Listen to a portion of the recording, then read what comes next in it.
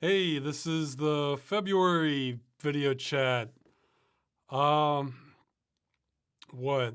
I've been working on videos, though you wouldn't know it from looking at the channel, and my plans might be shifting a bit.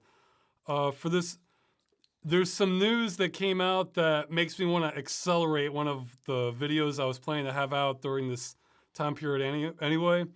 Kind of like how what was it? Yeah, kind of like how the Black Mirror game, maybe the Black Mirror episode be next. This is something where I think my life is going to be easier with one of these videos if I get this next video out either before or around when the Steam Deck releases. It's not about the Steam Deck, but there's some overlap in what's happening that it's just going to be easier for me if it's around that time. If it's like a day or two past that, that's fine. I think that's coming at the end of the month or the 25th or something like that. Though it's not related to handheld gaming, but it does overlap with Linux and gaming and other things. So, let's see, the camera's a little crooked, but what? So I'm probably gonna go all in on that, and then when you see it, you'll realize why this one took a while. Uh, so, but beyond that, I am like auditioning editors to help, hopefully with future Game Dungeon episodes. Still see how that goes, and then I want to work in the Freeman's Mind spree after that. However, this other side video I'm wanting to make a while is going to take priority. So, let's see. What else did I want to talk about? Oh yeah, this is this. Well, right now I'm streaming this on the 5th. I'll try and have the video up tomorrow on YouTube on the 6th, which is my wife's birthday. So if you want to wish her a happy birthday, then her Twitter is Amazing Magda. Maybe I'll have a link to that. She'll probably appreciate any comments on that. Oh yeah, this isn't. I don't think this will affect. I'm fingers crossed. I don't think this will affect too much. The Division episode got demonetized. I got a copyright claim by the BBC.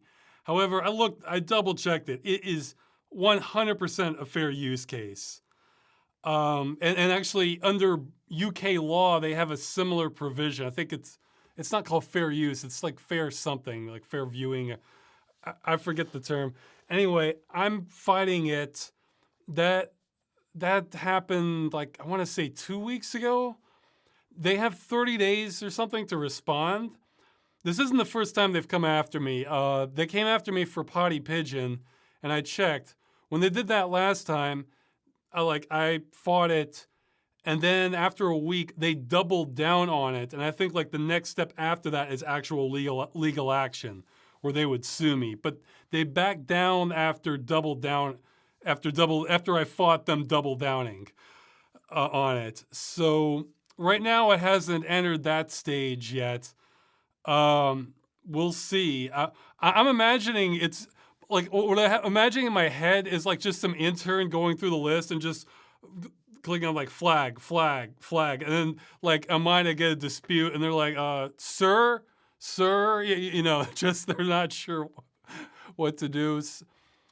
I mean, I checked it. It really is fair use. It was the clip from The Survivors, because it's a short clip. I even did like micro edits to that clip to like throw off the algorithm from just blindly detecting it as a copyright infringement. And then it's it's a clip where I'm specifically talking about what's happening there and how it relates to the topic at hand in a game about a pandemic that's wiped out most of the population, showing a clip from a show where a pandemic has wiped out most of the population and how that connects. I mean, it really is fair use. So I'll fight it all the way. I think I'll probably call their bluff at some point, and it won't end up going to court. But if it does go to court, it's not that I believe there's no way I could lose, because I feel like a lot in law, it's kind of, yes, there are legal arguments and a judge interpreting things and everything, but there's also like politics and power dynamics too. So, they basically, I want a judge to like say that no, this is not fair use, and like and I would make that very public, so in which case I think fair use wouldn't even really exist then, at least for the UK. But we'll see. We'll see how it goes. But right now it's still demonetized. Oh yeah, another thing, which actually I'm gonna take my sweatshirt off. I'm getting hot and a little light. The other thing is a fan emailed. I mentioned this on Twitter. A fan emailed me. Apparently, someone has made an NFT of the Cursed Farms YouTube channel. So I wanted to just give like a statement you can use as evidence. I'll put this up that like I am not involved in any NFTs, and anything NFT related to me, my videos, or anything with my name on it is false, and that's not me. So just wanted to put that out there. Like, so, and I have zero plans to get engaged with that. The thing is, it's not really like I've heard there's like and you're welcome to act on my behalf on that. I'm giving you full authorization to say that like any NFT associated with me is fraudulent. But the thing is, it's not really worth my time to like hunt that down and try to stop it, because I mean, yeah, my first thought was that this is almost like a double fraud, but it's really not. It's weird like that, because this would be like, let's say you go to the website, cursefarms.com, and you take a screenshot of it.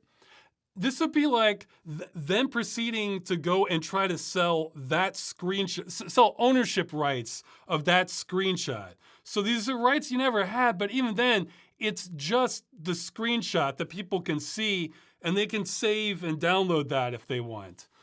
So it's, yeah, actually, I think I have a theory.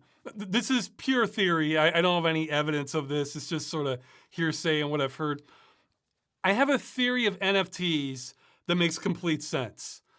And my theory is that the core of NFT market is based on, like, again, I've heard there's like sort of it might even be legal for all I know, but it amounts to like either tax avoidance or tax evasion, where like you sell the NFT of something, but then you also set up a separate account where you're the buyer, but then you can use that as some tax write-off, and that's the real purpose of it. Or if that is still considered fraud, then maybe there's like a way they can do that so that it can get completely obfuscated that you're the buyer, and it's like either like untraceable or near untraceable, that the feds are never really going to find out, or at least beyond a certain level or something. And so that's the core of it, that like, hey, I sold this picture, it's worth all this money, because the real game being played is, and I'm using that to write off $1 million off of my taxes, and then make money that way, and then trickle it back into some offshore account where this is legal, or something like it. I have no idea on the details of it.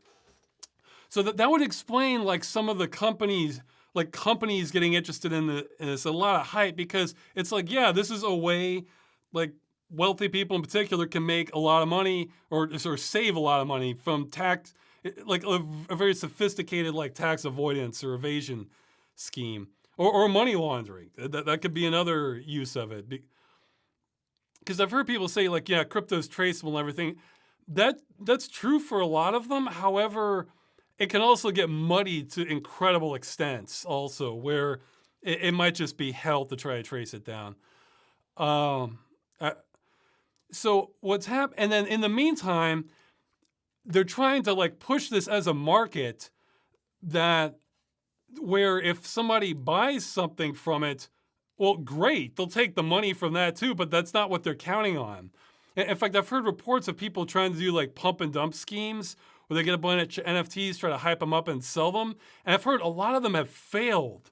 And I think the reason is because there's not a real market there. I mean, there might be like, yeah, one or two people who don't know what they're doing that end up buying them.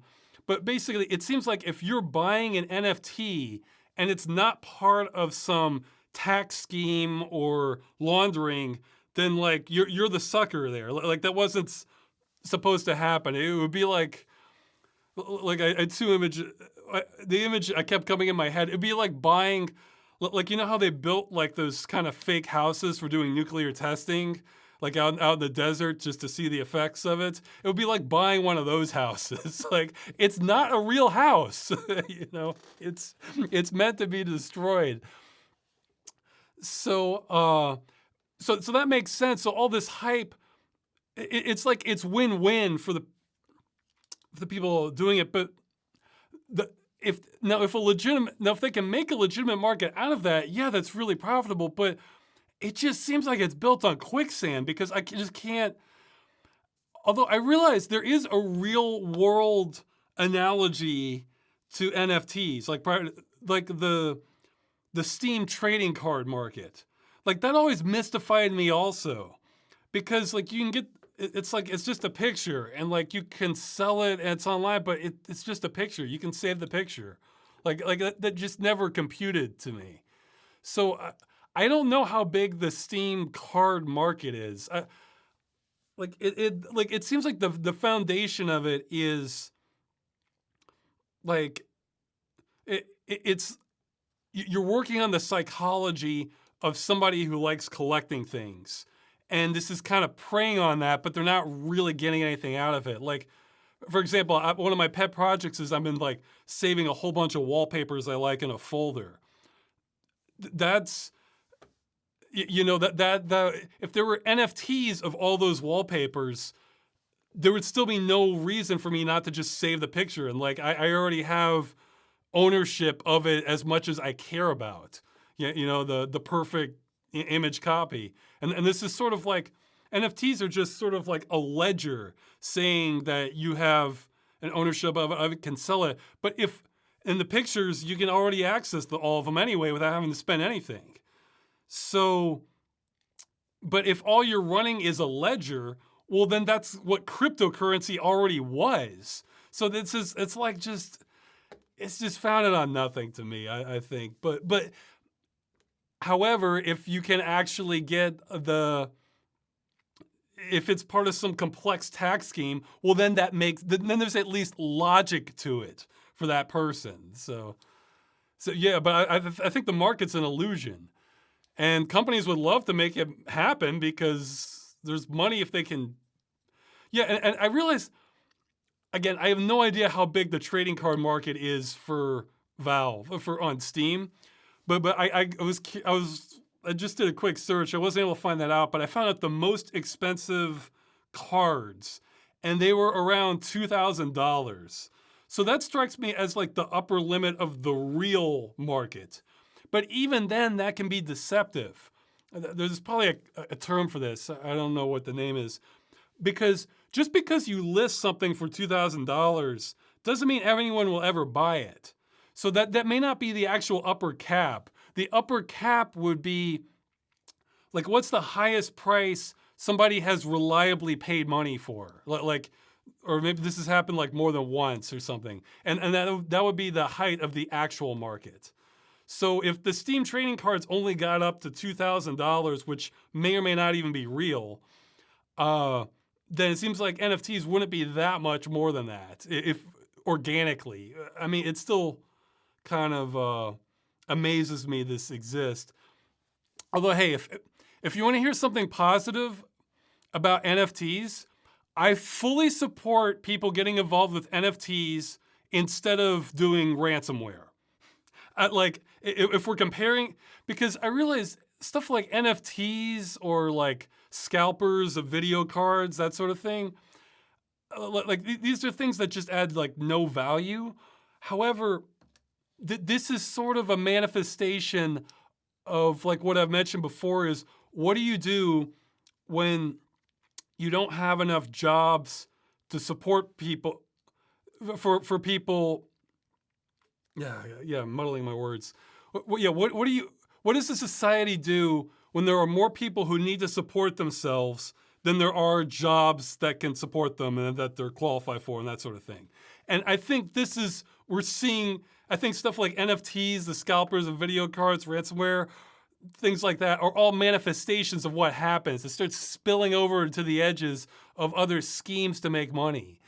So, like, I can understand it from that perspective, and it would be nice if we could, have systems in place so that people didn't feel compelled to have to do stuff like this. But what? Sounds like Ross hasn't heard about people holding NFTs for ransom. I guess then. Yeah, actually, I did hear that. Like, yeah, I think like with some of the code, you can actually embed malware into it for NFT. It was like either for NFTs or Ethereum or something like that. So yeah, there's that too. But I feel like that's what's if like a 9 to 5 job or just isn't realistic for supporting yourself, or just sounds like or anything that's available to you is all just hell jobs. I completely understand people wanting to find another way to earn money. And so I don't 100% put the blame on people. See, that's why I said NFTs seem like double fraud, because you're kind of selling something that just has no real value at all to. However, it's not really fraud because they're not hiding the fact that this, I mean, they might obfuscate it a bit, but they're not hiding the fact that, no, this is just a place on a ledger associated with a specific image. I mean, that's known. So that part's not actually fraud. Now them selling it of the Accursed Farms YouTube channel, yeah, that part's fraud, but it's like, yeah, it's just not worth my time because I don't think there's a real market of people buying it. Or rather, if someone did swoop in and buy that, then I think they wouldn't buy that necessarily if I was holding that. Because if they're smart, then they're doing that as part of some scheme where it wasn't the thing that had the value that was being sold. It was just this manipulation to make it look like it.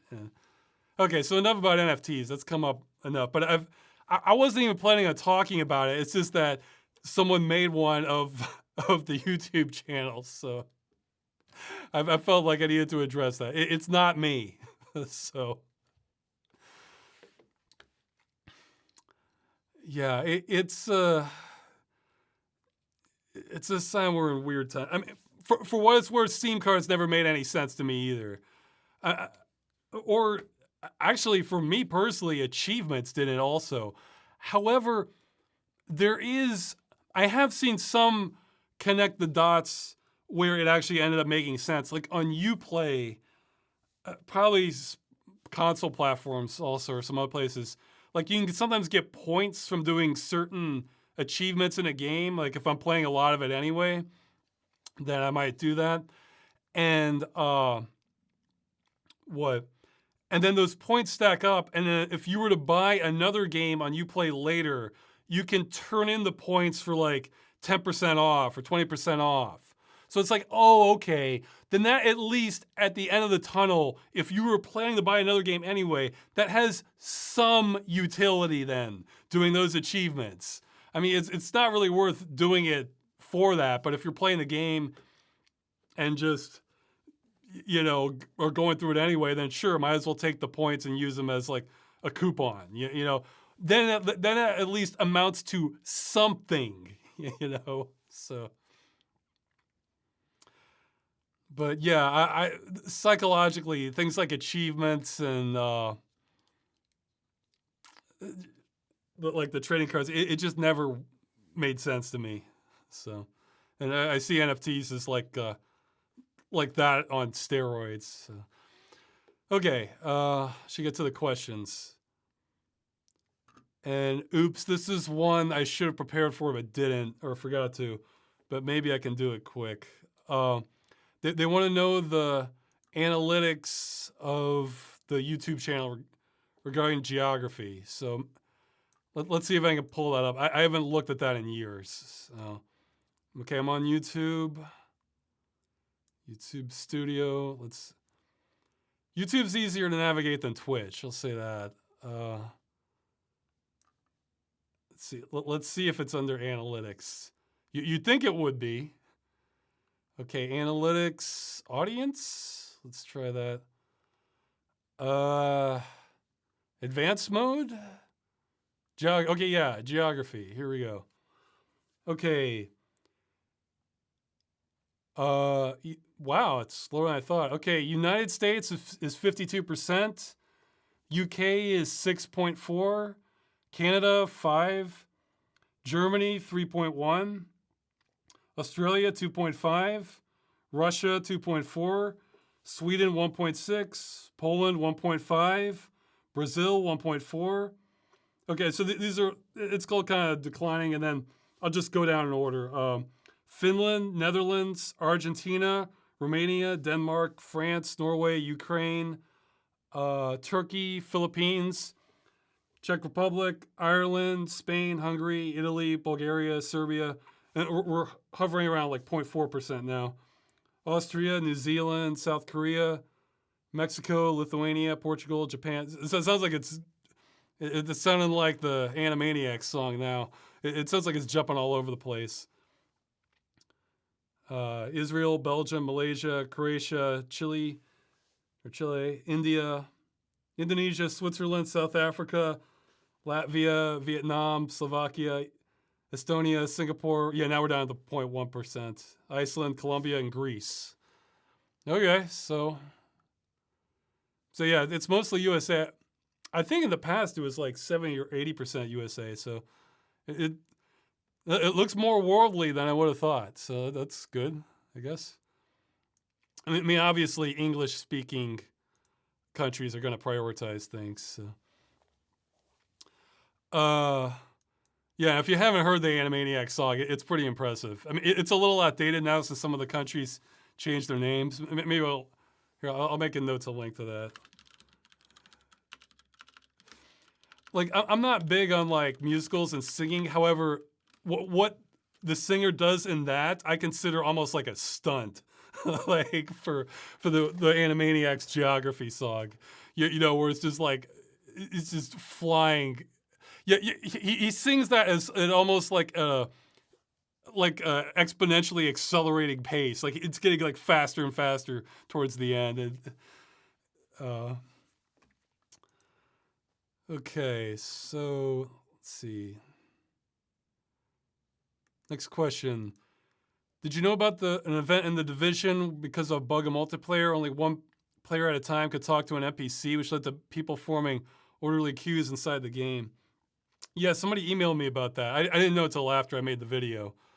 Yeah, I guess it's glad it worked out. I mean, I can think of a lot of MMOs where that would lead to just like a cartel of people just parking themselves in front of the entrance and not letting people. Yeah, because you could swing a lot of control like that in the division, because I think your server is automatically determined if there even is more than one server. So you can't just like pick another server. So yeah, they could really wreck the game if they wanted to, but maybe they had admins when that was happening. Plus I don't think you can return to. Let's see. I think you start off in the Bronx, I think. And then like I don't think you return to there. You go to like Manhattan or Staten. I forget. I get New York districts mixed up. But yeah. So maybe like the real griefers are like already in the main game, and it's not worth their time to come back to the starter area. Okay. Next question.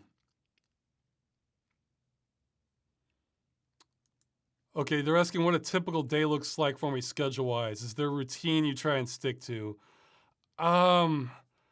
Pseudo amount. Yeah, they're asking if I have hours, consistent hours. It's like yes and no. Okay, for hours, they're asking like when I get up. Okay, I get up like it can kind of shift in cycles or depending on like if I have to go to go to some appointment or something like that. I'd say it varies anywhere from getting up from like 7 a.m. to noon about. Uh, and then when I stop working, it varies from about 8 in the evening to maybe 1 a.m. So there's a spread there. Uh, yeah, and this is when I'm not like in crunch mode. So I always try to exercise every day. The only time I don't is if I'm sick or if I am in like just full crunch mode. You know. And as for when that happens, that also varies. Like right now, I'm higher up on the equator here in Poland, so like that's determined more by the sun than anything else. Like I really try to get out. Like right now, I try to get out no later than 3, but earlier that was like 2 in the afternoon because otherwise it just gets dark too soon. But during the summer, I'm intentionally trying to not go out in like the heat of the day and kind of go out more in the evening when I can. But with the sun not being an issue, I just try to work until I feel like my concentration is not very good. I'm just kind of uh, I'm just trying to acting like you know how animals like dogs are like when they like need to go out and they're just kind of like shifting all. I kind of wait until that starts like building up more and more and then go exercise. I've tried like doing all my exercise like first thing in the morning, and what I found was I was like less productive the rest of the day. Like I would feel kind of like drained more. That might be the sort of thing I could like adapt to over time, uh, but yeah, as for like when I work and when I start doing just sort of zone out, watch something or play a game. Um, if I've done like much more difficult work for a while, I might take a short break, but it's usually not that long. I just kind of work until my brain starts kind of fogging over a bit, and then I decide like, yeah, this isn't unless I really am motivated to push through. I'd rather just like take it easier by the end of the day. So, somebody's saying, "Oof, exercise." I saw a quote before. It's a bit of an exaggeration, but it's like there's saying exercise is only for people who want to live past 40. I think 40 is probably calling it a little too soon, but it's though that's not the primary reason I do it. It's just for my concentration turns to garbage if I don't exercise regularly, and the the health benefits are almost secondary. And for what it's worth, exercise is quite boring too. Like I always go out with a portable MP3 player I have, so I can listen to something while I'm doing it. Yeah, exercise sucks if you don't have something to listen to or something to do. Like I mean, if you were doing something like sports, that'd be different because that's more mentally engaging. But like just if you're just running or hiking and just silence, that it gets old. It gets old fast for me. Um. But yeah, as for what I'm working on, it just varies as to like what's next. I try to make a lot of days. I'll sometimes make like a to-do list if I have a lot of different things, and it feels like every single day I never get to everything. So, that's probably not a good system, or I don't know. But yeah, so there is some order in there, but it's not defined like to the hour. And in fact, it kind of wears me down a bit when things are like down to the hour. It's purely like a psychological thing. I don't know, like I'm being more constrained. Like I can do it for a while, but then the longer it goes, then it kind of wears me down. So yeah, there is order within a range, though. I think that's probably part of my personality too, because like I've noticed like when I'm drawing things, it's a lot easier if I can just have like kind of approximations. Like say you have, there's probably a term for this. Like say instead of just drawing a clean line, you have like sort of stitches, so everything looks like a little bit staticky. Like that can be easier for me than just drawing the exact line, trying to get it right. So or have it shaded so it's like a little shadowy, that sort of thing. So it's like I can form order in chaos a bit, but if I have to like really define it clearly, then it's like a lot harder for me. So okay, so or like the mental energy ramps up with the accuracy needed. Are there any standout VR experiences you would recommend for your newcomers? See, I'm probably not the best to ask that because I've only done a handful of ones that are like full VR. Because I've just been kind of honed in on like the getting the old games running in stereoscopic 3D on it, and that's sort of a niche thing right there. I mean, put it like this: everyone I've ever talked to who's done VR has said Half-Life Alyx is great. So it sounds like that's the one that jumps out as like one to really sell people on VR on. Also, I've noticed this isn't 100% on me though, because it turns out there's a manufacturing defect in the controllers for the Samsung Odyssey Plus. It wasn't for all of them, but I looked it up and other people have had this.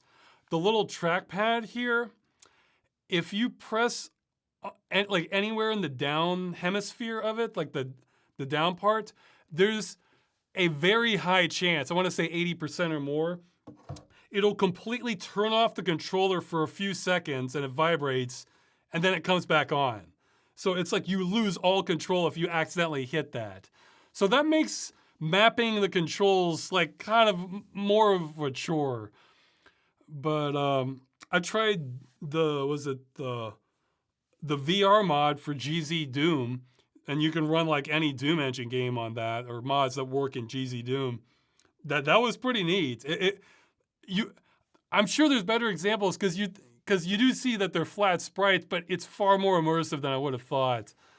I played, but that made me sick faster too. I played some of Skyrim VR. That Skyrim VR is the one that really made me want like a wide field of view headset. I'm still keeping my fingers crossed on the Pimax 12K because they're promising the moon and the stars. So we'll see if they actually deliver on that.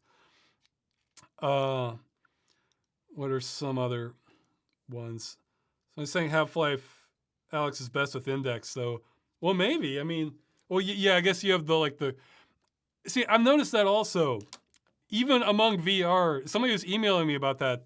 I replied to them just yesterday, I think, that some people really care about like that tactile feedback.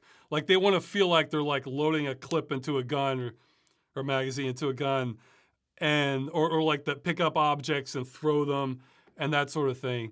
And for me, that's just like icing on the cake. That I don't really care about that too much. It's a nice touch. But for some people, like, no, they need that for the immersion. For me, I just want to see as many cool worlds in VR as I can. Like that's sort of my mission with VR. So yeah, if you care a lot about the tactile stuff, the Valve knuckle controllers are one of the better ones, I think. I think you have to go to like really custom stuff before you get better controls than that. I mean, as far as visuals, this has the same, like the Samsung Odyssey Plus has the same resolution as the Valve Index, though it has less subpixels, so that, or something about it is different, so that it is sharper on the Valve Index, and I think this one has better color and like darkness levels, though that also strikes me as something I'm not going to care about too much on the VR. As long as it's not terrible. So, but yeah, I'm sure you can find a list of like what. There was a game I am interested in. I plan to try it at some point. I forget the name of it. It's like something Starseed. Apparently, it's like this fantasy uh, kind of adventure thing. So it's. Oh yeah, and other people what they're using VR for is like 100% like Elite Dangerous or else car driving sims. Like that's all they're using it for. That's another sort of sub crowd in VR. Uh, yeah, and other people use like more for exercise. Like Beat Saber is like really popular. Like they like they want to like move around and like manipulate things more. So it varies. So I'm saying thoughts on Gorilla Tag. I don't know what Gorilla Tag is. Uh, the what? So yeah. I've mostly been doing the going down the list of like old 3D games to try and get working in VR, and then eventually I hope to kind of upgrade to a wide field of view one, so that'll be better for 16:9 games like that. And then maybe once I have a package that's a little less buggy, then I'll get more into VR games. But I figure I'm in no rush because those can kind of make the full VR ones where you move around can make me more sick. Uh, Plus, those are probably going to be a more thorough experience than just having like the 3D theater screen effect. So, but yeah, I mean, if the 3D theater stuff, if that idea does appeal to you, like you can think of like some games you really want to see in 3D, then for me personally, the killer app for VR is the program VorpX. Oh, and I got a statement from the creator saying, like asking about end of life plan because it does require you to, for like as like an anti-piracy check, they do require you to like send a code through email or something like that for it to work. Uh, and so that made me concerned because there has been a VR, I think it was Tridef VR, that completely died because they had online DRM. Like you don't have to be online to use it, but you do have to be online to register it. And they might have like periodic checks every few months. So I asked him, he said the software is nowhere near end of life. I forget the exact statement. He said like the software is nowhere near needing an end of life plan, but that they would do something if it came to that. So I plan to hold them to that if I can, as much as I can. So that gives me a little more faith because there is just no comparison of that for much. I mean, there is the software like reshade with the super depth 3D shader, and that has its own problems with it. And that doesn't do like totally separate cameras rendering each image separate. It just takes the image and wraps it around the Z buffer.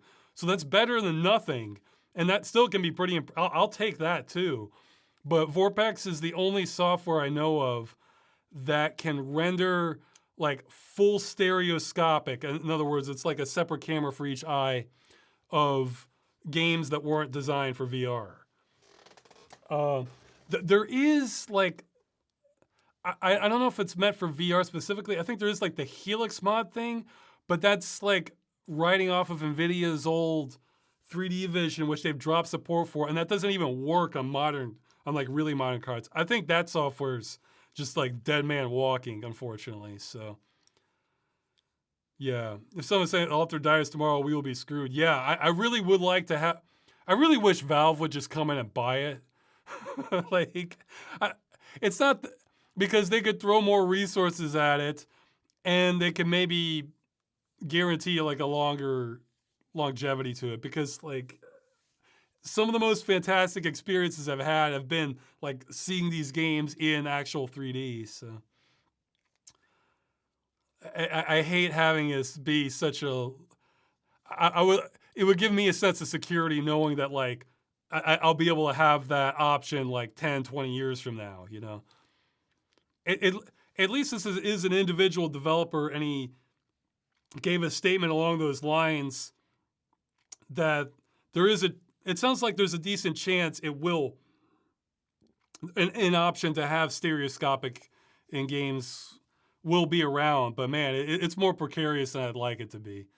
It's not like 100% sure the game's going to die the way I am with AAA companies releasing online only games with no end of life plan. That one's practically a guarantee the game's going to die. So, okay, more questions. Any general advice on how not to give up on a years in the making passion project when the passion tank is starting to feel slightly depleted? I mean,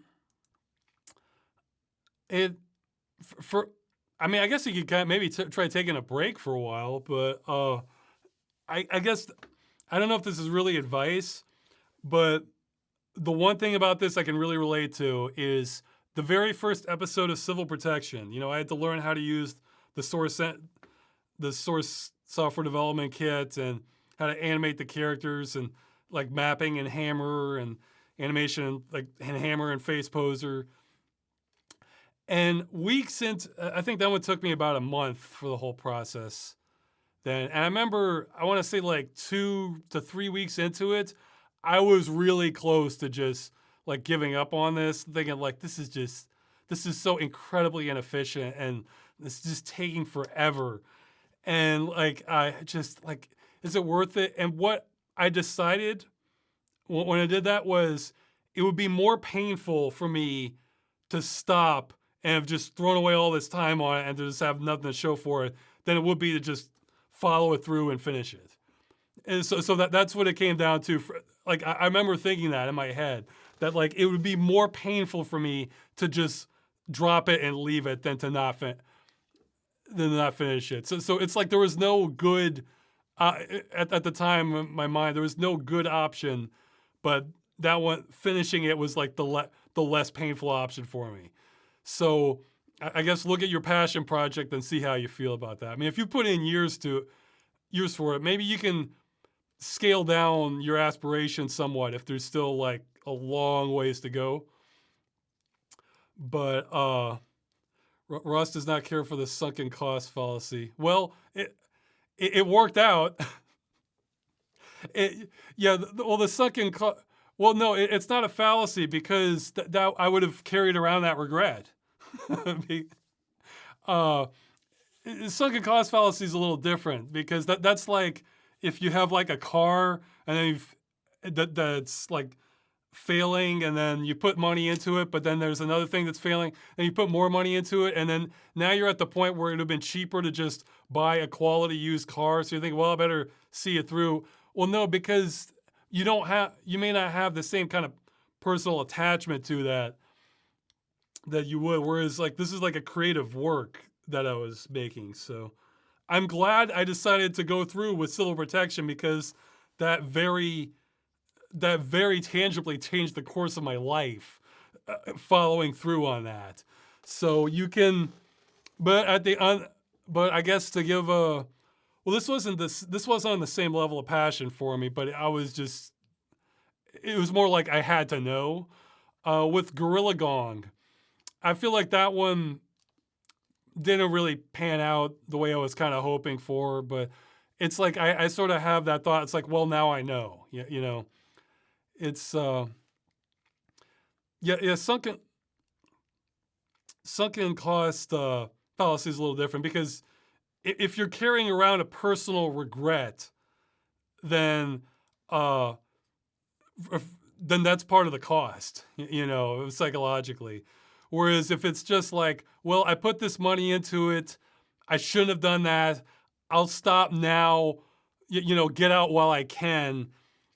Then it's like, well, if the regret isn't that you didn't keep going, then and the regret is that you put the money there in the first place, well, then sunken cost fallacy applies because then at least you can walk away and it's like, well, at least I have the wisdom now of knowing I shouldn't have done that.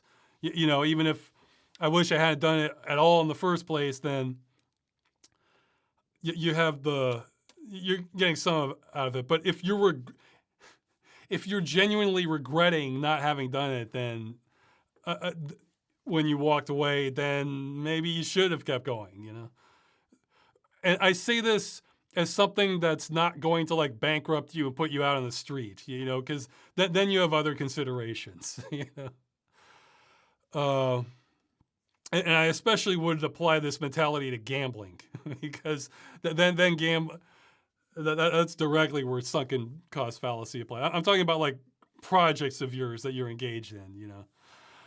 Uh, yeah, with gambling especially, just because you've lost 5 times in a row d- doesn't necessarily mean you're about to turn it around.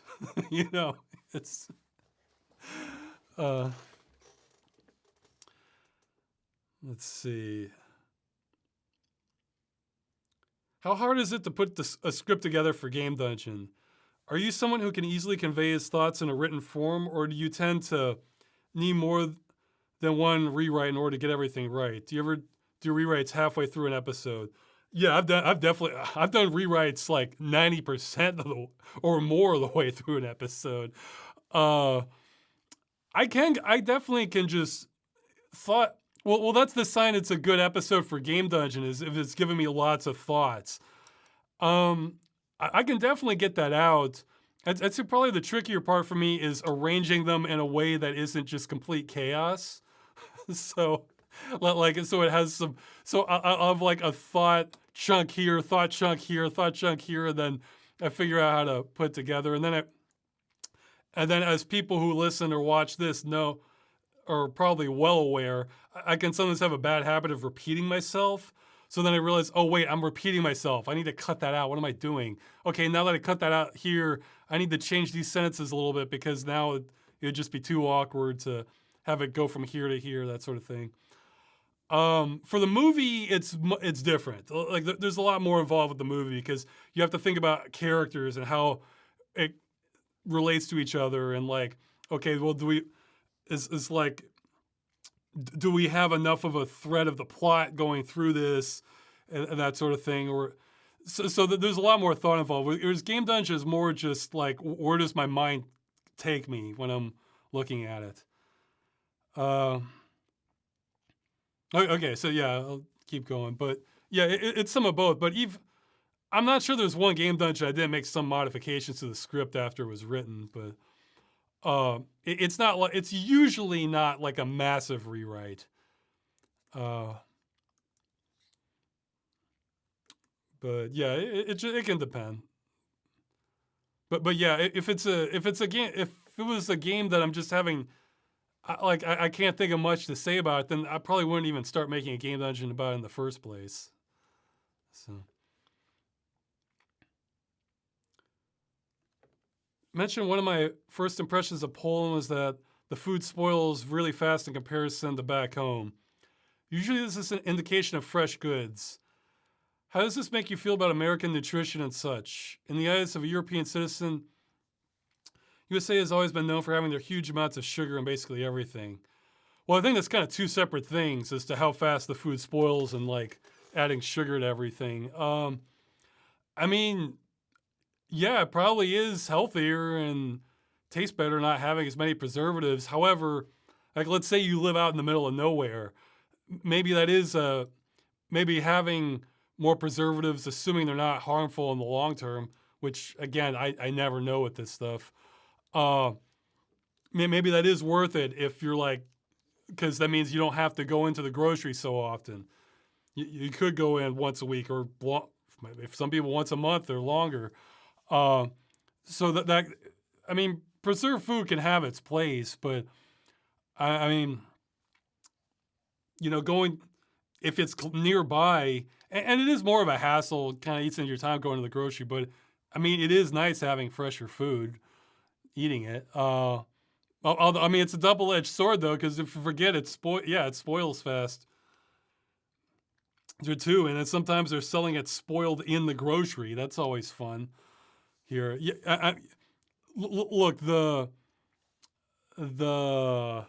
health department, which if in Poland, the U.S. health department would shut down a lot of groceries if they had to adhere by the same standards as the U.S.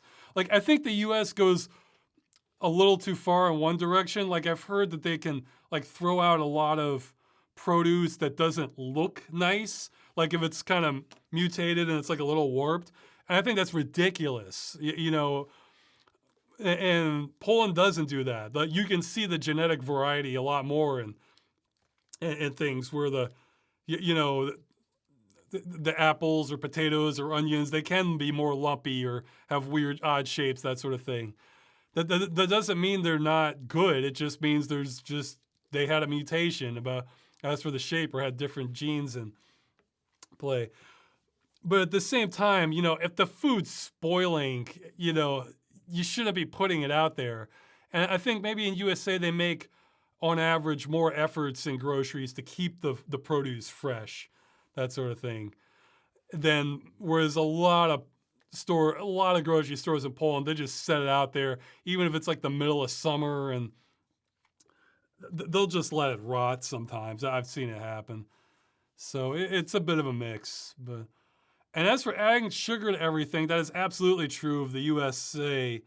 In fact, I think I saw some documentary where, God, I forget the number. I want to say the number of, like, if you just walk into a US grocery store, what percentage of the products have some sort of sugar or sweetener added to them. I want to say the number was 89%. Like you have to go out of your way to not have sugar in the USA. There is some of that creeps into Poland also, but it's not as extensive. And there's some things like you can't that switch too, like in Poland, you almost can't get like applesauce without added sugar. I've noticed that, whereas you can in the USA. That's not too hard. So there'll be like a few products that are different, but yeah, it's not as extensive. Like, I mean, there's so many things that have sugar on the shelf in USA. I think there was a statistic I heard a few years back about how, like, the weight of the average woman had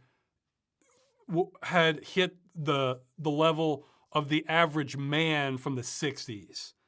And I think, now you can look as like, well, what's changed? It's like, yeah, we don't walk as much, and for sure that's part of it, that it's harder to get around on foot so that you're naturally exercising more and it's less, you have to work out more. But I think the number one thing is more sugar is added to the food. If you compare like the US now compared to like food on the shelf in the 60s, I think that's the biggest thing that's changed. I mean, there's a lot of things, and I think for sure sugar will lead to weight gain. Like just, unless you have a freakish metabolism, like 100%, So, yeah, it's the,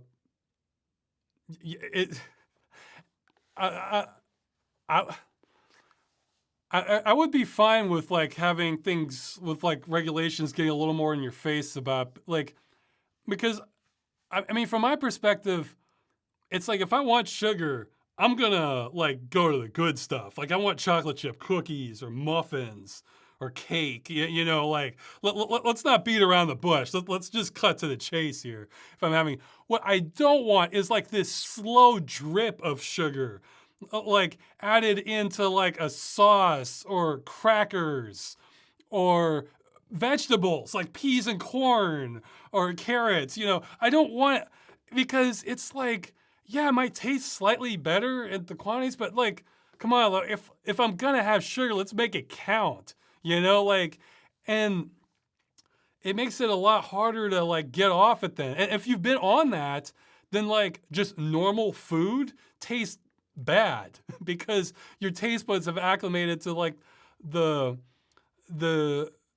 added sugar and all this stuff. So I mean, it's like, I'm not sure what the answer is, because some people really do want that added. But I like the idea of like having like this like big label that you have like red and yellow flash, well, not flashing, but like a jagged border or something saying product contains added sweetener. Like I would want something like that, so that you see like on like every box on the shelf, it just, are just about, or like 90% of them, product contains added sweetener. And I mean, some people could argue this could be too intrusive, but I could I could see the argument that, like, for a product that is not considered a dessert or candy or natural or normally sweet thing, the grocery could be mandated to carry at least one brand that does not have sugar added. So in other words, if you're selling like canned peas with sugar added to them, you can make it mandatory for the grocery that they have to carry a brand that doesn't have the sugar or sweetener added. Some people might argue that's like too invasive or infringes on rights or something. I mean, I guess I could see that argument, but like, I think a lot of, I think the thing is, if you're trying to lose weight and just don't want to eat like go out of your way to eat extra sugar, it would be nice if that was a little easier in the U.S. I mean, and like, I like the idea of it being like a really deliberate act to have sugar. Like you're having sugar. Like you're going straight for the good stuff. Yeah, you're buying a donut. You're not confused about whether you're eating sugar or not. Whereas if it's like, man, even a lot of foods that proclaim to be healthy, they'll add like a lot. Potato chip, well, not potato chips that claim to be healthy. A lot of potato chips have sugar added. Like it's ridiculous. Like, is that really why you bought potato chips, for the sugar? Maybe if it was like an exotic flavor or something, but you know, it's so yeah. Okay, so that's enough about food. I'm getting kind of hungry here. Uh, Next question. Ross, what are some games you were doing a game dungeon for but gave up on because of how infuriating they were?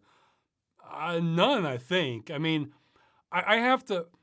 For Game Dungeon, it's one I've either already played, so I know what I'm getting in for, or I have a vibe about it, like Realms of the Haunting, or like the Division I played for like an hour before I played it, before I just dropped it and said, no, this is Game Dungeon.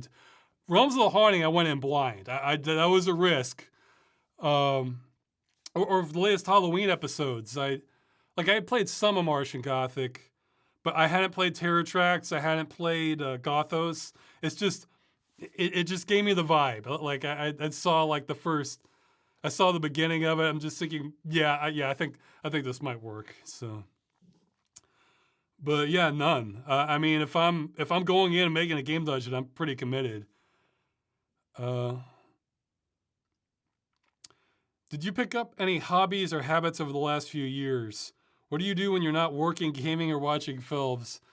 I mean, I guess not as much as I'd like. I mean, I don't know if you call it a hobby, because I exercise. I'm going out in the forest like almost every day. So I guess you can count hiking. But if I had the opportunity more, I like skiing. Skiing's a bunch of fun. Whereas I like, again, I haven't really had an opportunity in a while, because again, I have to think of like how far behind I am on work and my expenses, and if my wife would be on board for going or something. But I mean, I like amusement parks. I love doing that. I like paintball.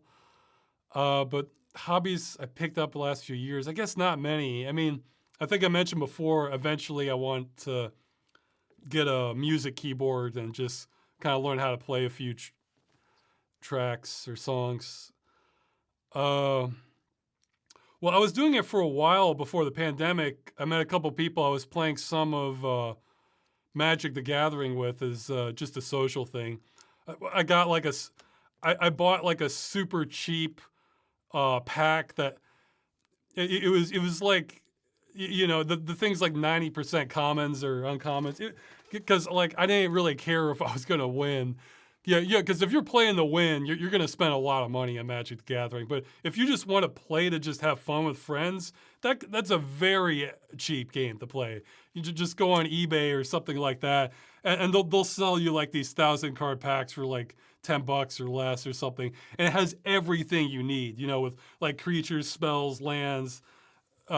and everything, and like you can specialize different colors if you want. Sometimes they throw in a few rares just that probably aren't worth anything, that sort of thing. So yeah, but I enjoy that as a social thing. Let's see, what other hobbies? Um, I feel like my time is. I'm the sort of person where I have a whole lot I can do, just even if I'm not, even if there's like nothing pressing I need to do. So I feel like I don't need to be really taking on a lot more hobbies. But I am becoming like mildly obsessed with like this project to try to get to convert 2D. Well, like, well, I'm not, well, like, what basically with the Dream software, but like what I'm calling the stepping stone to the Dream software, where it's basically taking footage like from a game or whatever, and it converts it to 3D if you're looking head on, and the effect is pretty good. Uh, I'm trying to get some help with that. It still needs more work, but I'm finding it intriguing. I'm getting help with some of that. But yeah, I think okay. Did the chat stop or chat type something just so I don't know that Twitch is like disconnecting me. Um. Oh wow, did I start recording? Okay, good. I have been recording. Great. Okay, good. The chat's listening. They just weren't typing. That's fine. Now, I remember that one time Twitch got disconnected from the chat or something. I just finished it off and just put the rest on YouTube. Okay, so next. What is something you want to do in Freeman's mind? One that you couldn't because of time restraints, limitations with the engine. Oh man, I saw this. I meant to think about it, but then forgot. Well, limitations with the engine. I never really. The fan scene always bugged me because I'm trying to approach Freeman's mind as though this is real and this is happening to Freeman. And the fan just felt like a little too far-fetched, although I was able to kind of manipulate things a bit to kind of make it look like the air's rushing in. Because like, even if that happened, like, I wasn't sure if you'd survive that, just being slammed against boards. I'm trying to think of something else. I'm sure I think I managed. I mean, I knew I was sort of like on a track that I couldn't really veer off of, but I mean, I got to make the alternate ending that I wanted to do.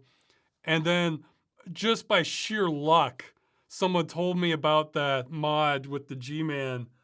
And that was such a perfect alternate ending where, I showed the one where you work for the G-Man, then as the kicker, I showed the alternate one. Oh man, that was so perfect. I couldn't have. I'm very happy with how the final episode came out because like that was just like okay, I'm sorry. I listened, seeing the G-Man everywhere. Like I couldn't have asked for better. Yeah, in fact, for that last one, I ended up getting help from a Half-Life original mapper because the map was. I think did I do that in? Geez, now I don't even remember. Yeah, because I think that mod's for original Half-Life. So that means it wasn't for Source. So I had to find an original Half-Life mapper. And I thought I was just going to pick an unused spot in Zen, but I couldn't find any that had like everything I wanted. So they made a custom map in Zen for that area. I said, okay, just have like, a cluster of like of these monsters. Have like the flying manta ray things up in the air, that sort of thing. So yeah, that ending, that alternate ending was just perfect. I wouldn't change a thing. And that was just dumb luck. I found out about that like that month or the month before. And I saw this. I was like, this is amazing, because I thought I'm not. I thought I should probably do something, but I think I hadn't decided what I was going to do. But so yeah, I guess there's not too much. I mean, I'm not looking to change a whole bunch for the format. Granted, I guess my attitude is if I'm changing a whole lot, what I'd rather do is just make a new video, like an original, like animated one, rather than try to like jam it into Freeman's mind. So when I change stuff in Freeman's mind, it's usually more like I have a reason for it. Like with that back area, the reason was he saw the G-Man. He's like, he's not letting this go. It's like, no, let's go back here. Where is he? So I wanted to carry that out. And for the more recent one of changing the dam, I just felt like Freeman wouldn't do that. Maybe if he was being chased and that was his only possible option, like so it was like out of an action movie or something, but it wasn't. You already killed the boss or the helicopter. This was sort of like a cooldown segment. So like what? He's just gonna throw himself off a dam when he doesn't have to and he can approach things calmly? That just it just didn't. Again, with trying to approach this as though it's real, it's just like I couldn't find any way Freeman would do that. So that's why I changed. That's why I made it more of like a cool down segment where he's just kind of walking along the coast there. So that was a real deliberate thing. Will you be doing Freeman's Mind for episodes of Half-Life 2? Because story sort of isn't finished. Well, I'll just carry it on as far as I can, then I'll just stop it. So, I mean, it's, yeah, I guess if somebody goes all in making an episode 3, I guess I'll get, we'll cross that bridge when we come to it. I guess I'll be kind of conscripted then, but. Okay. Since you've done a crossover episodes before with Tom White, is there anyone else you would like to make a video with? I'm pretty busy with my own stuff. I mean, if somebody approached me, I might be all right with it. I guess what it is, I mean, if it was like a series I really liked, I'd be interested. I haven't checked in on his videos in months because sometimes a lot of YouTube videos that can be like that, it's like, even though I may like them a lot, I'll just let them stack up and then like a year later I'm going and catching up on everything. But Internet Comment Etiquette, his videos have been pretty fantastic. Yeah, he did some collaborative stuff and I felt like I think he did something with like, was it Boogie 2988 or whatever the number is? And I felt like, that feels kind of staged. That he could have done better. Like, because I feel like if you're doing a collaborative, I mean, maybe I was guilty of this in my own stuff, but I feel like with a collaborative stuff, like you kind of want to sell it more, if you're kind of playing a role.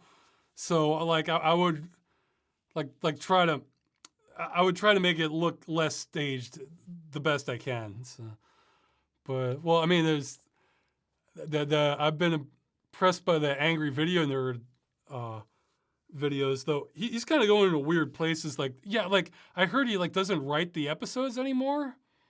So, or like I'm not sure what's going on with. So it's like, man, if he's not even writing them, that's kind of like.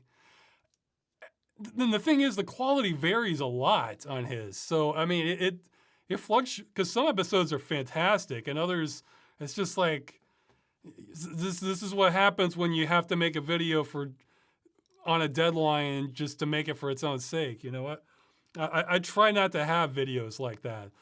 Not all of mine are winners, but I try not to make a video for its own sake. If I'm going to the trouble of making it, I want to at least try to have something entertaining to watch. I mean, maybe I'm being too hard on him, but I guess some of his episodes are so good. I'm up for appearing in other videos if people are interested. Yeah, what I was about to say is the more my involvement just involves talking or responding to something, then the more warm I am to it. Like if it's somebody wants me to appear in like a podcast or something, that's fine. Whereas if I have to like go through a lot of the more production I have to do, then that's like cutting into my time more. But talking's easy. So. But yeah, I have a lot of my own projects I'm trying to get out the door, so I'm not like actively seeking that out. Let's see. Can we please get a dead game section on the forums to discuss dead games and inform you of some for dead game news? Yeah, I hadn't thought of that. I guess we could do that. I guess we might want like a moderator or maybe a volunteer could do this even if they're not a moderator. see about migrating as many previous articles that or posts on the forum as we can to that section. So like, even if you're not a moderator, you can make like a list of all these different all these different not posts, threads. And then the moderator can see that list and like make it easier on them, so they can just they can move over the threads to there, so it'd be a little more organized. But yeah, we can do that. I've kind of neglected the forums, I'm afraid. There's only so much time I have.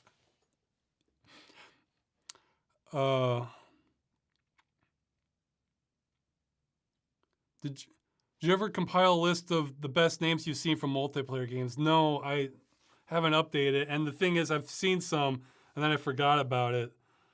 I've seen some good ones, but I try to keep the video chats lighter on language for the Twitch rating. So, in fact, the best one I've seen, like, I have a clear winner, but so yeah, I won't say that here because I don't want to have to change the mature rating on the stream. But I need to get more organized with that, and I guess play more. Maybe I can make that a pet project sometime. That's like lower. That's like lower on the priority list for me, because I saw one before. I might have mentioned it. That there was one with like Guardian of the Lemon. I like that one. Oh yeah. There was the other one, Path of Exile. It was Witness the Thickness. that was a good one. Trying to think of some others. Jeez. Yeah. I really did try. That was a good one. I don't know. I'd have to think about it some more, but I like ones that like that's like raise questions. You know? Yeah, I think. Did I not read from that? Yeah, I think I read from some old ones before, and I remember one was like the man with no elbows. You know, arsonists get all the girls.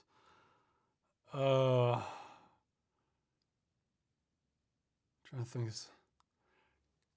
I'm trying to think of ones that are just like slam dunk. Well, that's a sampling to let you know like the sort of stuff that jumps out to me. Like, you know, some just have some names you just feel like they're either like very clever, or you feel like there's a story behind them, or you know. Okay, so some more. I'll save the maybe for another occasion or a mature stream. I'll save my personal winner. Like, I mean, it's not really offensive. It just has some language as part of the name, you know. Yeah, so it's not like obscene or anything, but it's one of those that suggests it suggests a story behind it. Yeah.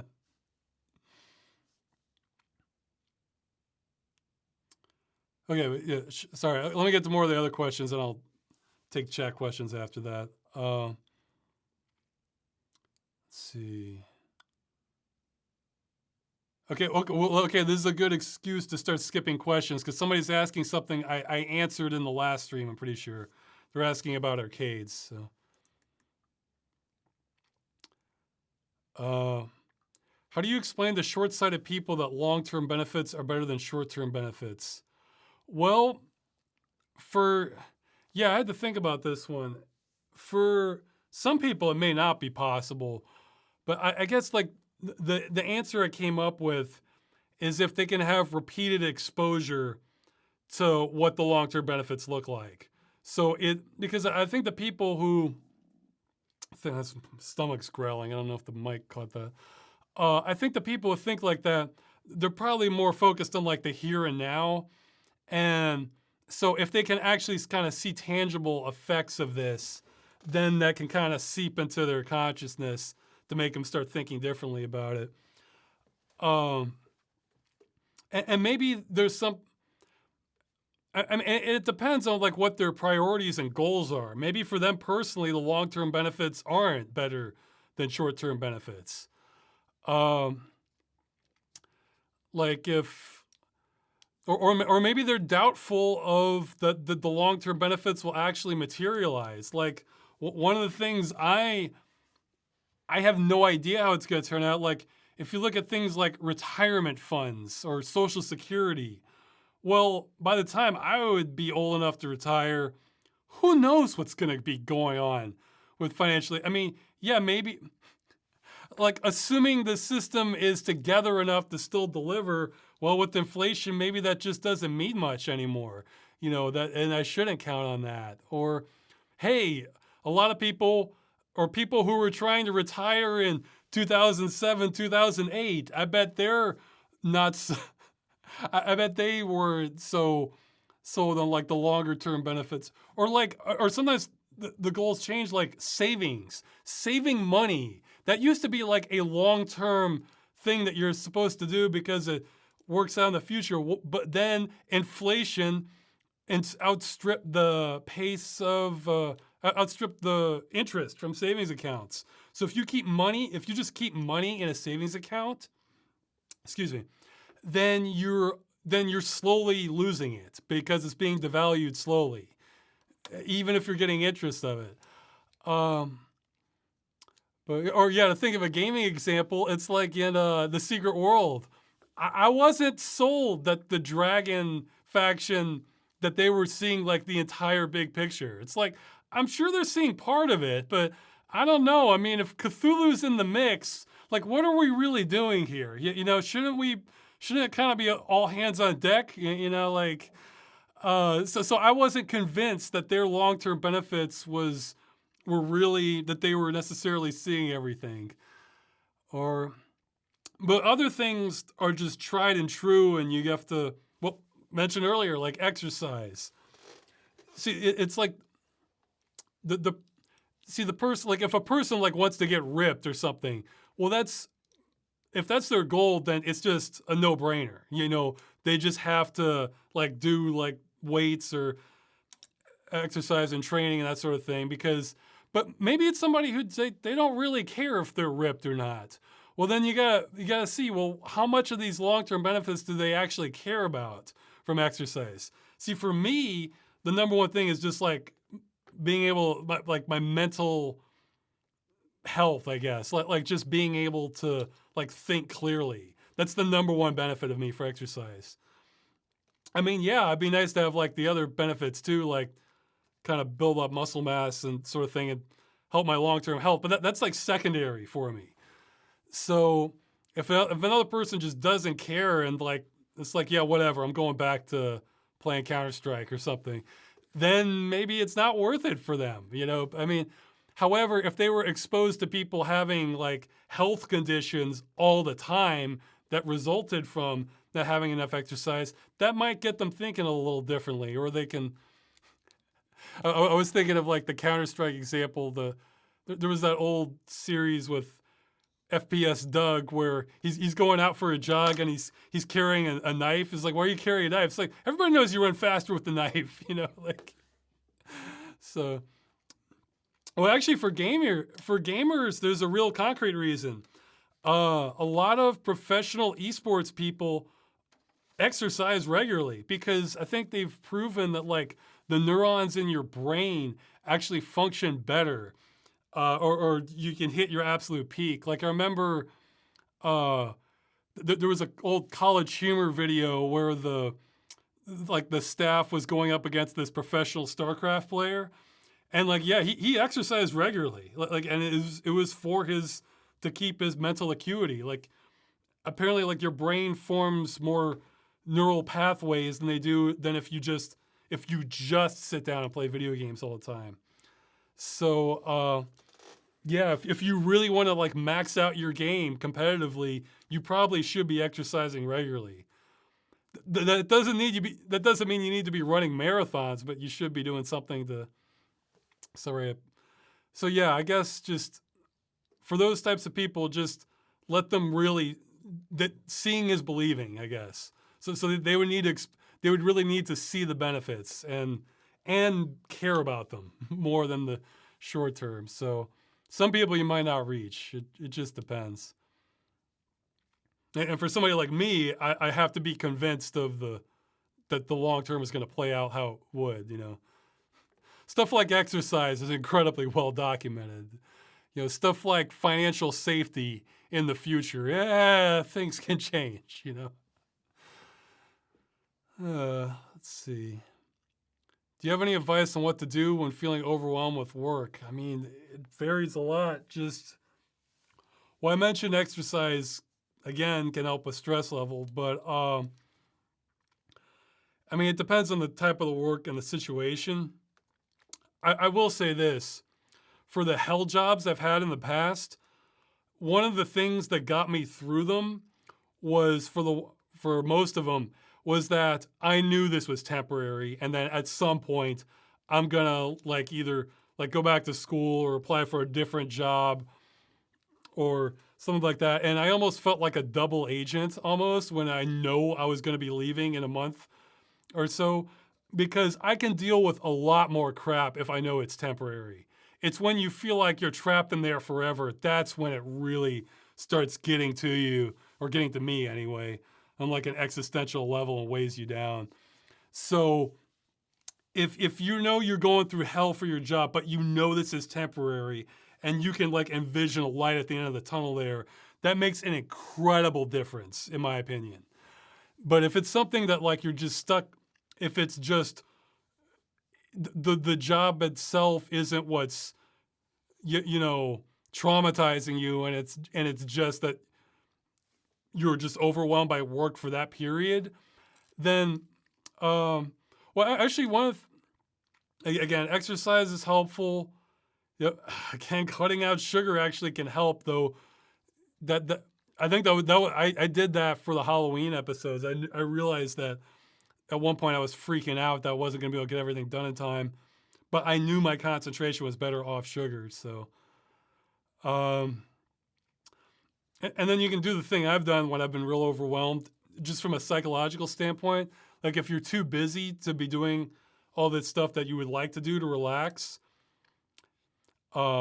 then you can start making a list of fun things you want to do after this torrent of work has subsided, So, and that can kind of give you something to look forward to once the work's gone down or you want to take a vacation. So yeah, kind of looking to the future to have positive, start coming up with positive things to look to in the future. But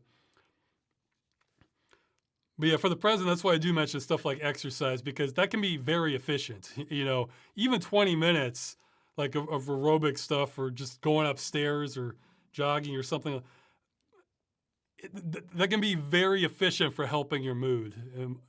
It won't help everything, especially if you have really kind of crippling stress, but it'll help arm you more. Yeah, in fact, maybe she doesn't want me talking about this. My wife, she would sometimes say that she's trying to relax and would be real nervous doing it. And I would always try to encourage her to come out, have some exercise, go for a walk, because if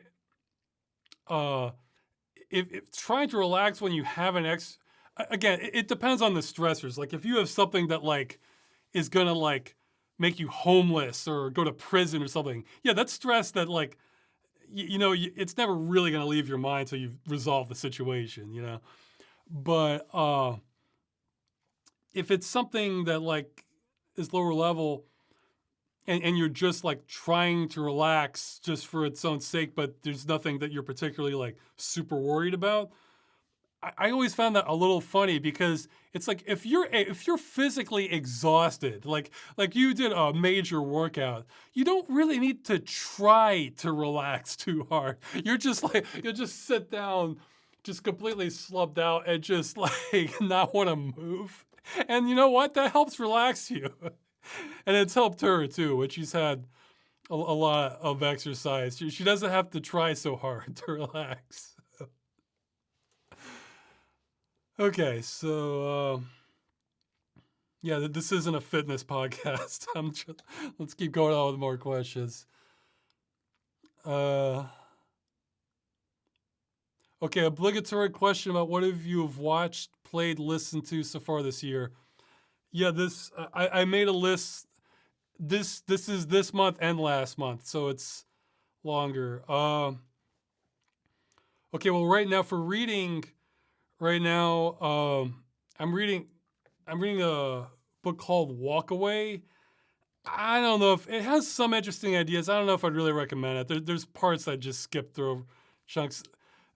I would sum it up as describing it's about people in the future heading off into like sort of more like wild territory, except they have access to really fantastic 3D printers and uh, resource reuse, that sort of thing, materials reuse. And it's kind of composed. It reminds me a lot of like how or Linux communities organize themselves, except I think it's much more optimistic than that. And also in the midst of this, just as part of the plot, they're also having like there's a breakthrough with avatars where they basically can scan people's brains and make digital selves of them also. So there's interesting ideas in there, but it's I don't know. It focuses on a lot of relationship stuff that I didn't care about, and I just skipped through that. And then like it's very confusing at first because they're using a lot of future slang that without really getting you up to speed, and there'll be context that don't really understand. So I don't know. It's a mix. I'll probably finish it, but I don't know if I'd recommend it. Um, okay, for movies, geez, I forget what I watched last month, but well, the most recent one I watched is when I made the Division episode. I finally got around to watching the '70s version of Invasion of the Body Snatchers, because I had never seen that one. I had seen the '50s one, or I think it's the '50s, and I'd seen like the newer one with I think it was like Nicole Kidman. Apparently, there's another one in the '90s I didn't know about. Uh, so far, I'd have to say the '70s one might be the best one. Like it was, I mean, compared, uh, it was a nice little cameo surprise when the protagonist from the original's in the '70s one. So I wasn't expecting that. Uh, yeah, I mean, and there's some recognizable names in that. Donald Sutherland, Jeff Goldblum. Uh, who else was in there? Oh yeah, Leonard Nimoy. So, and of course, there's the meme from that like all over the internet of Donald Sutherland. So, I'm trying to think. I'm trying to think if I watched anything else that was good. Let's see.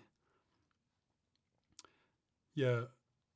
I guess there's one thing about they're saying. I agree. I think the '70s one probably is the best one. However, I kind of like the '50s one because in the '50s when you had like scary movies, that a lot of them are like really cheesy and it's like almost a joke now. And they, in fact, it often becomes like Mystery Science Theater 3000 material. But Invasion of the Body Snatchers is like one that like does a better job of getting a little bit under your skin. Like I feel like a whole lot of Twilight Zone episodes are like that too. So when something that can creep you out a little bit from that era holds up today, it's usually very impressive because of the writing of the direction. Because because they had a lot more censorship restrictions back then to be able to kind of scare you. So so they're kind of on to something, I think, when you have movies from that era that kind of scary ones that kind of hold up. But yeah, the '70s one's very solid. Let's see. Well, somebody's saying this is the first video chat they managed to catch. Well, I try my best on this, because I try to have it on the weekends, and then I do it later in the day my time, so that in the USA, it's daylight, that sort of thing, and it's not like 6 in the morning or something. But Okay, so what are some other movies? Okay, I just started watching. Oh, if I just started watching. What was it? The no. Yeah, The Leftovers. It it's interesting. It's like a TV show where I've seen a couple episodes now. It's very mysterious. The general plot is that there was some event where 2% of the population disappeared, and then now fast forwarding, and there's kind of like these weird kind of small town mystery vibes to it. But then there's multiple cults. I think there's multiple cults that have risen up that are alluding to something else happening, but it's unclear what. So I kind of like these shows that where you're trying to figure out what's happening. I mean, let me clarify. When I say what's happening, I mean in terms of like what the event is, not like what happened in this scene.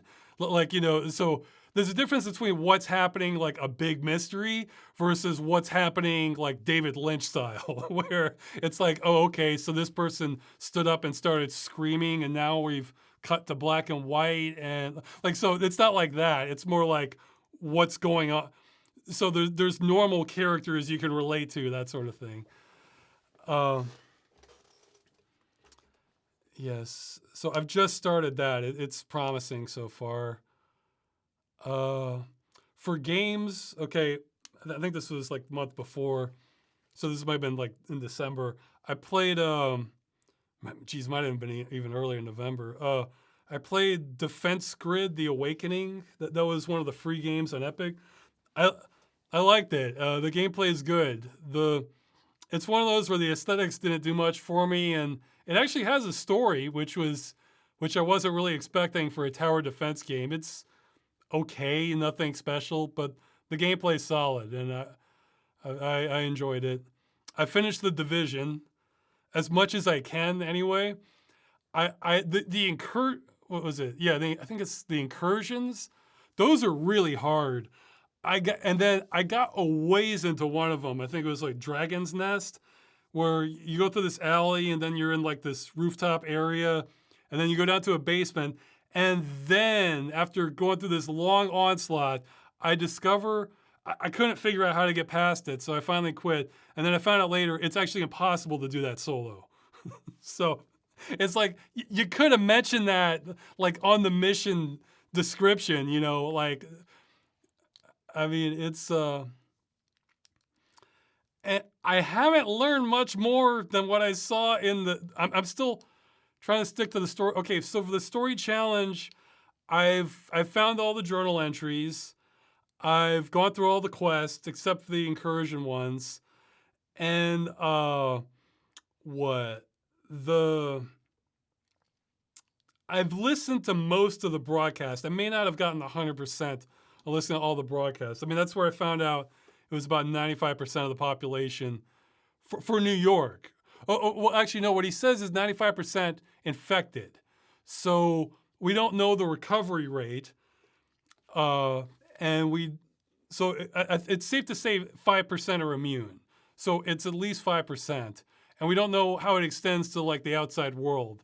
I mean, I'm sure all this stuff is on a wiki right now, but I'm genuinely curious, like trying to figure out the story from uh, playing from just the game. That you don't have to go onto a damn wiki to get the story. I mean, a wiki is like good for like details and like the history, like it's.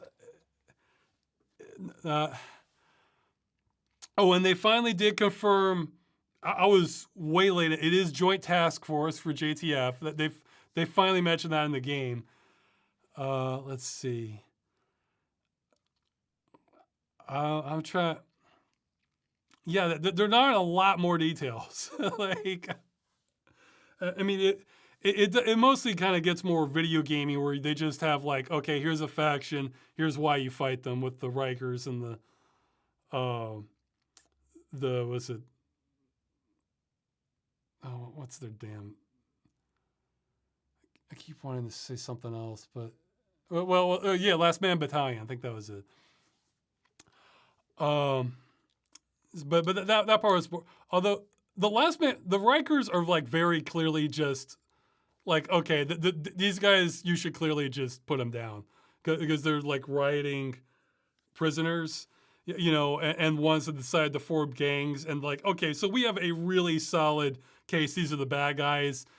They're violent criminals, and they're basically just raiding. Okay, fine. This is good in black and white if that's what you want in the game. Uh, the Last Man Battalion, the head guy does seem pretty much like a zealot and kind of like, yeah, this guy's dangerous. However, they also are making, from what I could tell, they are making the case that they should punch through the blockade. And I'm thinking, yeah, well, that part's not so black and white. Yeah, I think they really, it really seems to make sense to punch through the blockade. So, yeah, because I was thinking about it. Like everything that you do in the Division, it mostly seems like, yeah, okay, we're trying our best here under the circumstances, even if it's maybe not even if it's not that well thought out, but like keeping people quarantined after the virus has left and has affected major cities all over the world. No, people are dying from that. So I mean, that's so. I think it's a pure accident, or like you had different people telling different stories within the game. But like I'm still impressed by like how believable the mess is in the Division, like the stuff in between the lines. And again, the atmosphere is still incredible in that. That's another game I don't think I can get VorpX working on it, but I think I might be able to get the reshade Z-buffer solution to work on it so that I can see the game in real 3D and stereoscopic. That's for sure one I want to try. Okay, so other games. Oh yeah, this one was a vertical shooter, like Tyrion. I think I like Tyrion better, and it has more going for it. But I think this one requires more skill. Demon Star. I like this one because because so many vertical shooters, it's like one hit, you're dead, 3 lives, and you have to be a friggin' expert to even have a prayer of approaching the end of the game. So they really want you to replay it like 50 times, and I don't like those. This is one, you have multiple lives, one hit doesn't necessarily kill you unless it's like a boss or something. And there's like an easy mode, which then gives you more credits if you want to like scale the difficulty down. So it was, I liked it. It was pretty fun. Oh yeah, the Seventh Guest. I had played some of the Seventh Guest before, but I never beat it. I only got like a couple puzzles in and I dropped it. So I finally went through and beat it. And it's all right. The puzzles, man, some of them get really hard. I think it's one of those where like it's one of those things that's like very impressive for the time, and like looking at it like as a modern game, it's like it has good and bad. I think I still need. I was going to say I tried the expansions too. I've tried like the first expansion for Demon Star, like the secret missions or something. I still need to play Demon Star 2. So, but yeah, and I've just started some on the 11th hour just to get it, because that's when I never played at all. But I haven't gotten very far. My taste is sort of waning, so I might just save my save file and come back to 11th hour another time. So I'll see.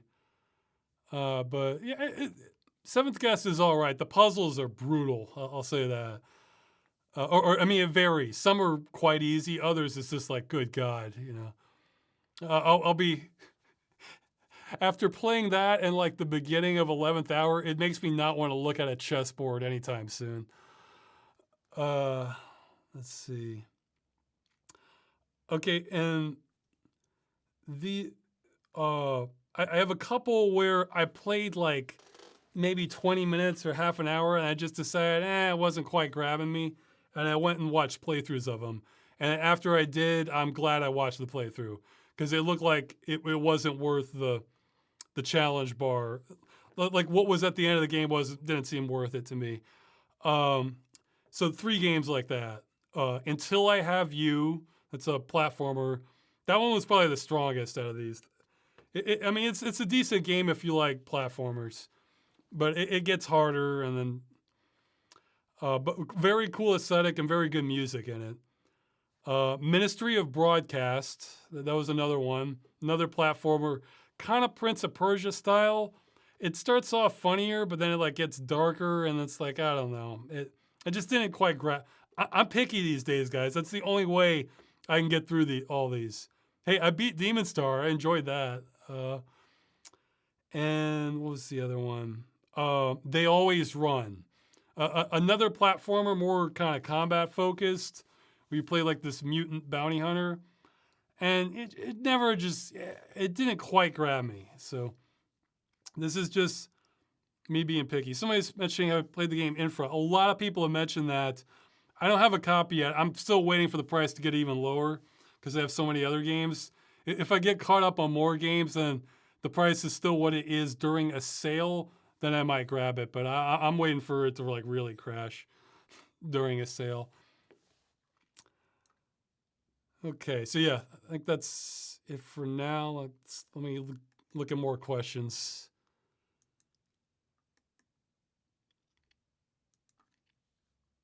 Let's see. Lost my place. Oh yeah, here we go.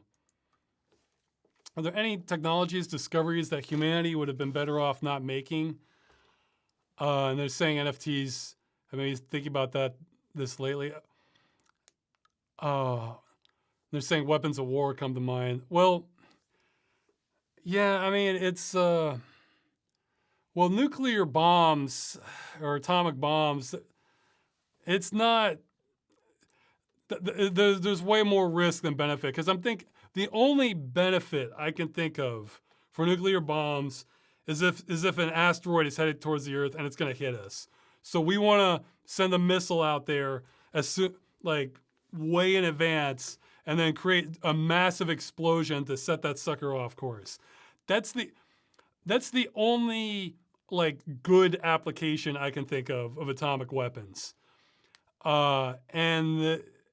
And keeping things on edge, having them around, just ready for other.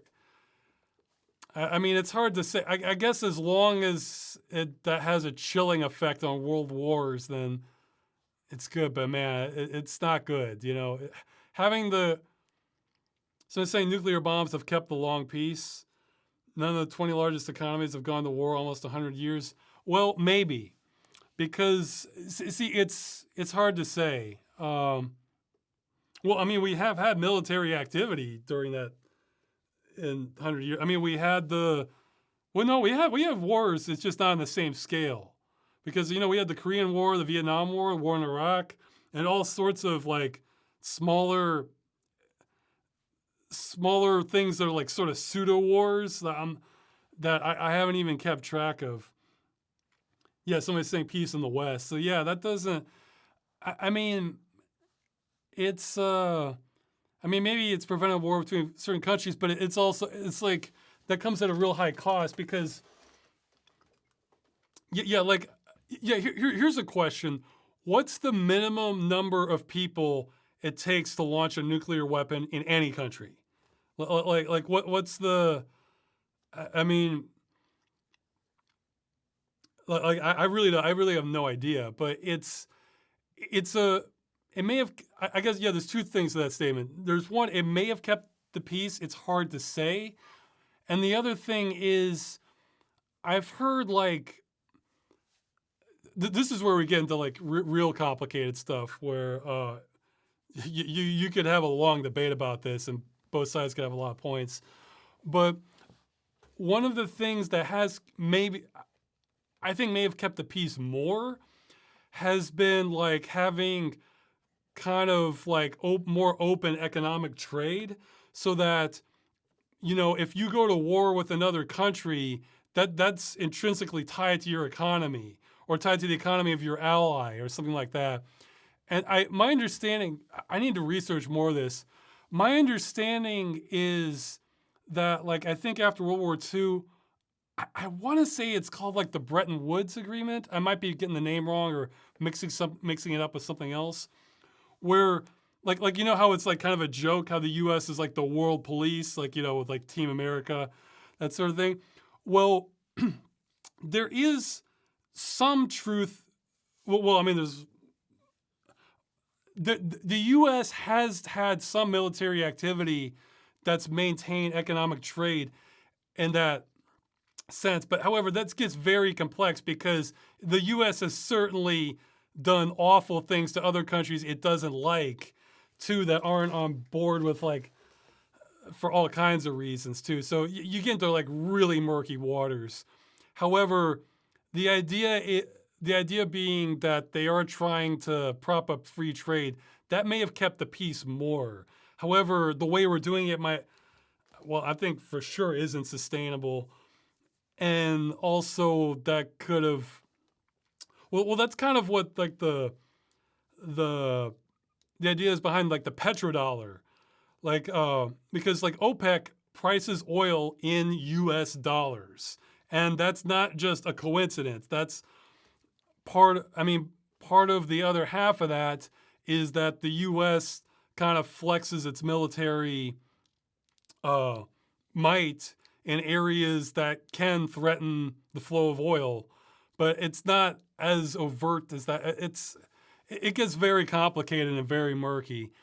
But yeah, like you sometimes hear people say like the dollar is backed by nothing, like fiat currency. Well, that's not entirely, since we went off the gold standard, that's not entirely true because we do have hundreds of military bases all around the world. So yeah, it's not backed in a conventional sense as in it's tied to a measurable like asset. But at the same time, that's the idea behind the petrodollar is it is in dollars that oil is being traded, and we do have a lot of military to, somebody's saying dollars backed by U.S. military. It's kind of true. However, I don't think this is a sustainable thing, but it's like this whole thing is in such murky territory as far as like what's thing. It's difficult to say like, well, this is good, this is bad. It's like, well, in this area, yes. In this area, no. But it's like, it's lots of gray area with that. But other things, technology, I'm better off not making. I mean, stuff that this is a depressing answer, but I want to say, okay, let's see if I can get the name right. Those. What was it? I think it stands for, okay, whatever that chemical compound is that DuPont came up with, that they'd just been dumped into the river for decades, and that it's estimated now by ecologists that there are traces of this in every living thing on Earth, and it's caused like massive amount of cancer in that region. I want to say it was like PBAS. It's like an acronym for something. It's like maybe these like long chain polymers or something. I don't know. I don't know much chemistry, but that's just been had a horrendous effect, and like I honestly don't understand why the people involved with this aren't just in life imprisonment. I mean, I feel like in a sane world, that the people involved with that decision where they knowingly dumped this, knowing it's toxic, into the river, knowing it affected people, in a sane world, they would be charged with hundreds of thousands, if not millions of counts of attempted murder. And then maybe murder for the people where you can clearly link their deaths to that entering the stream. And I think so not all, okay, PFAS, is somebody saying, it stands for something. And my understanding is not only have there not been anything more than like slap on the wrist fines, but they're continuing to do this they're like working around like loopholes in the EPA where it's like if it's a new substance, they can sort of self-regulate. And if it's like if there aren't studies establishing its toxicity, they can just dump it. So we're having new chemicals that are similar to that just being dumped in there right now. And again, I'm not trying to get too dark or depressing on this, but I think it's like, I mean, I see this as like one of the biggest one of the biggest domestic mass murder things happening in the country. So I think it's insane. And the upside to that is we had no stick pans, and maybe we could have come up with another way to have no stick pans. I mean, yeah. Someone's saying bring back the guillotine. Look, I am an advocate of people having their day in court. I don't want anyone falsely accused of anything. So if let's say I had some facts wrong, I would want the evidence to be presented, but I think the charges to doing that should not be just some fine. It should be like, again, hundreds of thousands of cases of attempted murder. If you were to just go to a river and just start dumping like cyanide or arsenic or just some poison in there, that's what you would be charged with, or something similar, where you're not trying to, you're creating, or it's like if you went into a crowd and just blindfolded yourself and just started firing machine gun. It's like you don't know for certain you're killing the people, but you're creating such a scenario and intent of harm that it's like a foregone conclusion. So I'm just saying attempted murder. The charge might be different, but something that leads to them getting locked up and you throw away the key. That I'm not the sort of person who's like a hardcore advocate of punishment and making people's lives miserable. However, I'm a big advocate of solving the problem. And if you're doing behavior like that, you need to crack down hard to make sure at least those people can never do anything like this again, and to let anyone else polluting like that know that like this is what's in store for you if you feel like dumping toxic chemicals into water. Like right now, who is it? Rick Snyder, I think he was like the former governor of Michigan. He's the one that basically poisoned the water for Flint, Michigan by like changing it to the Flint River, and it corroded the pipes and got lead in the water. And I think that affected like about 100,000 people. And I think you can trace it about to like 100 deaths, or at least. See, I don't know how you charge something if it like permanently damages you but doesn't kill you.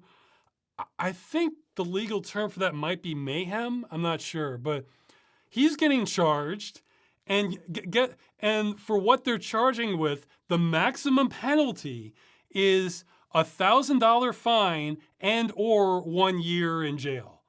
And it's like, this is insanity. Now, again, maybe I have facts mixed up, and my understanding is he deliberately did that, knowing full well that was going to do that to those people, or the risk would be incredibly high it would do that. So I would charge, I mean, it's just insanity. Again, I'm not advocating like mob justice, like,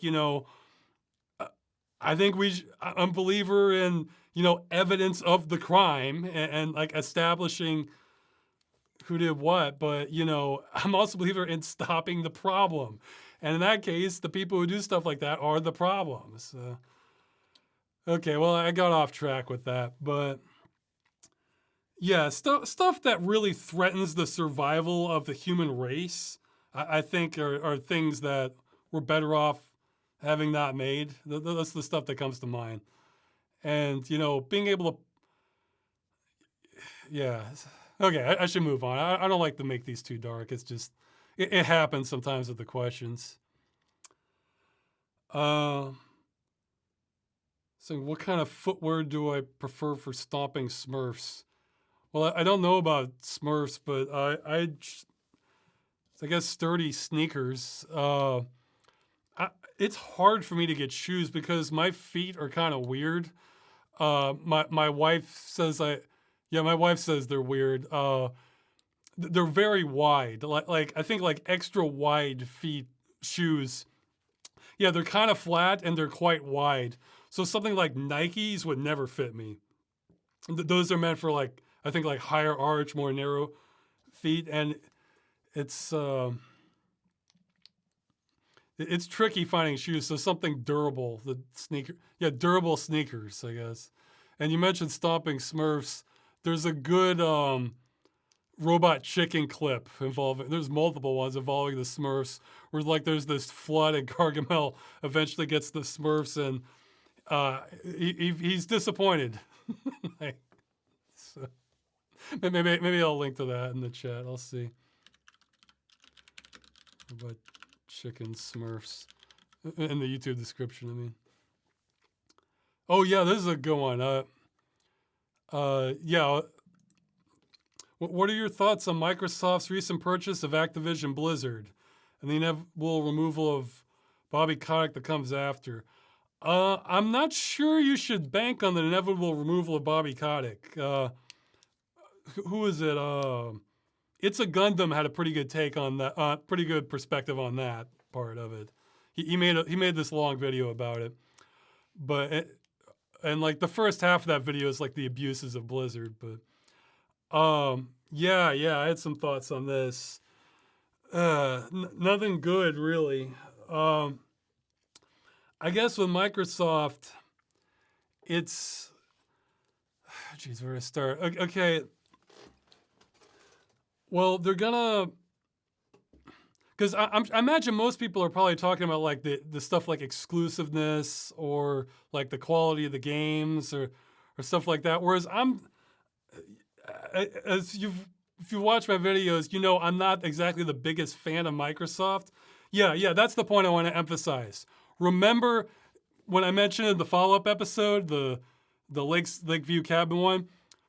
Remember Microsoft's mask off moment, the original Xbox One reveal. What Microsoft wanted was a machine that has to dial in every 24 hours. It tracks your body movement and some bioindicators like maybe heartbeat or breathing rate, and that's required. It disallows used game sales, and let's see, did it have something else? Yeah, I want to say I had something else. Like, and yeah, you couldn't play it offline for more than 24 hours. I forget, but well, that's enough to go on. Yeah, the parole box. Microsoft's original Xbox One reveal. Not what they released after Sony dragged them through the mud, but what the original Xbox One reveal. So that's what lies at the end of the rainbow for Microsoft, in my eyes. I think not a thing has changed. They just kind of put the mask back on. So the more games we see going with that, it's it's nothing. I don't like that vision of gaming, you know, where it was basically gonna brick all your games essentially. So that's always what I think about. That's what everyone should think about when you think of Microsoft acquiring game companies. Is just think of the original Xbox One reveal. That's when they really showed what they're all about. Now that said, they're buying games.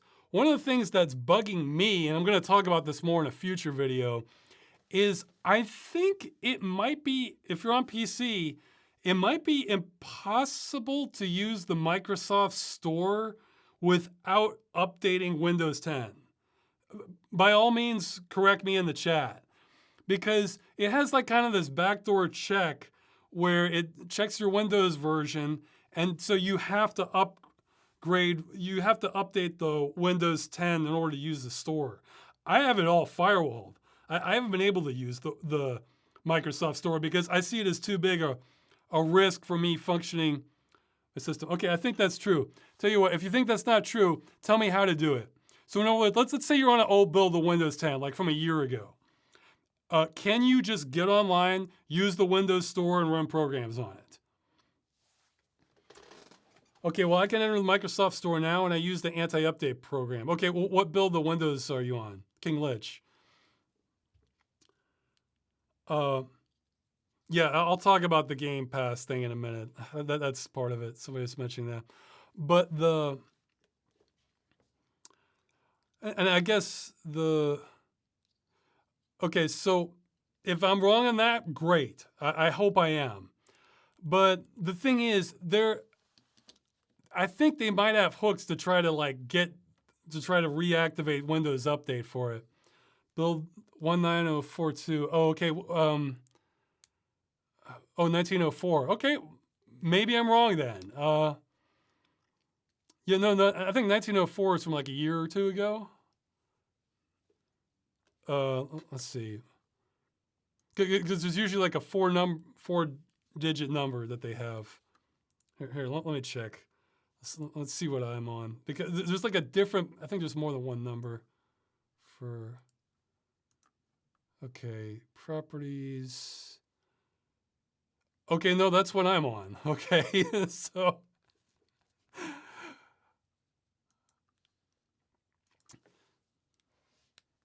Yeah, no, 19042, yeah, 20H2. So that's maybe that's not the case. However, I'm seeing an encroachment where, in order to use their ecosystem, they also need to control more of your OS. And I really don't like that.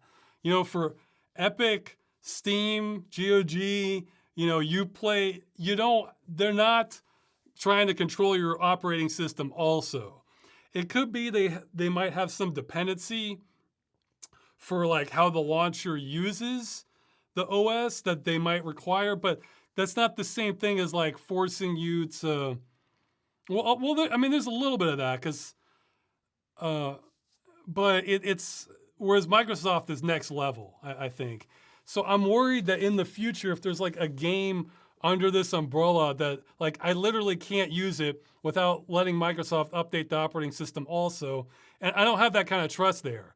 I swear every other month there's some big update screw up that that would just sounds like a nightmare to me. Like I think I was the one that sounded like a complete nightmare to me was the one, because there was the one that like if you printed that would cause it to blue screen, but I don't even have a printer hooked up, so that wouldn't affect me. But there was the one that harmed old game compatibility and created problems with VSync and frame pacing. I'm thinking, oh God, that sounds awful. That sounds like that would be like a double punch for me, for my usage. So you never know what you're going to get with the updates because they fired their QA department. And so I see it as a perpetual beta. And then even, let's say the updates are all stable. Well, I've heard many reports about them undoing configuration settings you have. And it's like, God, I have like a whole giant list of configuration settings I did. So it's, or just a convenience. There was an article I linked on Twitter just last week where Microsoft came out and said that updates, depending on like your configuration, could take up to 8 hours to install. This is coming from Microsoft. This is not me saying that. This is a statement from their department. So I'm thinking like 8 hours, and they're suggesting leaving a computer on overnight. I mean, like, what the hell? Like. And also, I mentioned before when I'm in crunch or have a deadline, the thought of being interrupted to update my system and that having that cause problems is like unthinkable to me. That's what's at the core of all this. And it's like, so trying to tie game ownership to just them having to interfere with your operating system, I hate it. I mean, like, so I really don't like that. And then as somebody mentioned earlier, the Game Pass system they're doing, I see that as a Trojan horse. If all it ever happens with it is an option, then okay, then I have no problems with Game Pass, all right? But I don't trust Microsoft at all. I think in fact, I understand that they might be taking a hit from the Blizzard Activision acquisition for quite a while. And they're probably doing that to get more market share. And I may have to go back about on what something I said in one of my Dead Game News episodes, or maybe it was in the Games as a Service video, where I wasn't terribly worried about like a monthly fee for games because in the past that hasn't proven very sustainable. Like the MMOs were all tried that, and almost everybody went free to play except for just a handful of people. Like there's just a couple that like because the market just wasn't there. People only wanted to pay so many monthly fees. And so I wasn't, and the economics of it didn't make sense to me with something like Game Pass in theory, because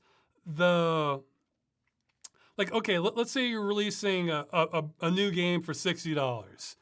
All right, I don't know what percentage of, let's say the publisher gets back half, like, or the developer. Like Steam takes like 30%, like the stores might take a little more, and then maybe there's some other fees they have to pay to get, I'm not sure what it works out to, but let's say they're making $30 on every $60 copy. Well, now let's say it's on something like Game Pass. I have no, maybe there's an article on this. I need to learn about it. But okay, Game Pass is like what, $10? I have no idea. But let's say $10 for sake of argument. Well, if it's the sort of game like it's 8 hours or something, then you're kind of done with it. Well, okay, so they're saying 13 a month, or maybe that's a reference to World Warcraft.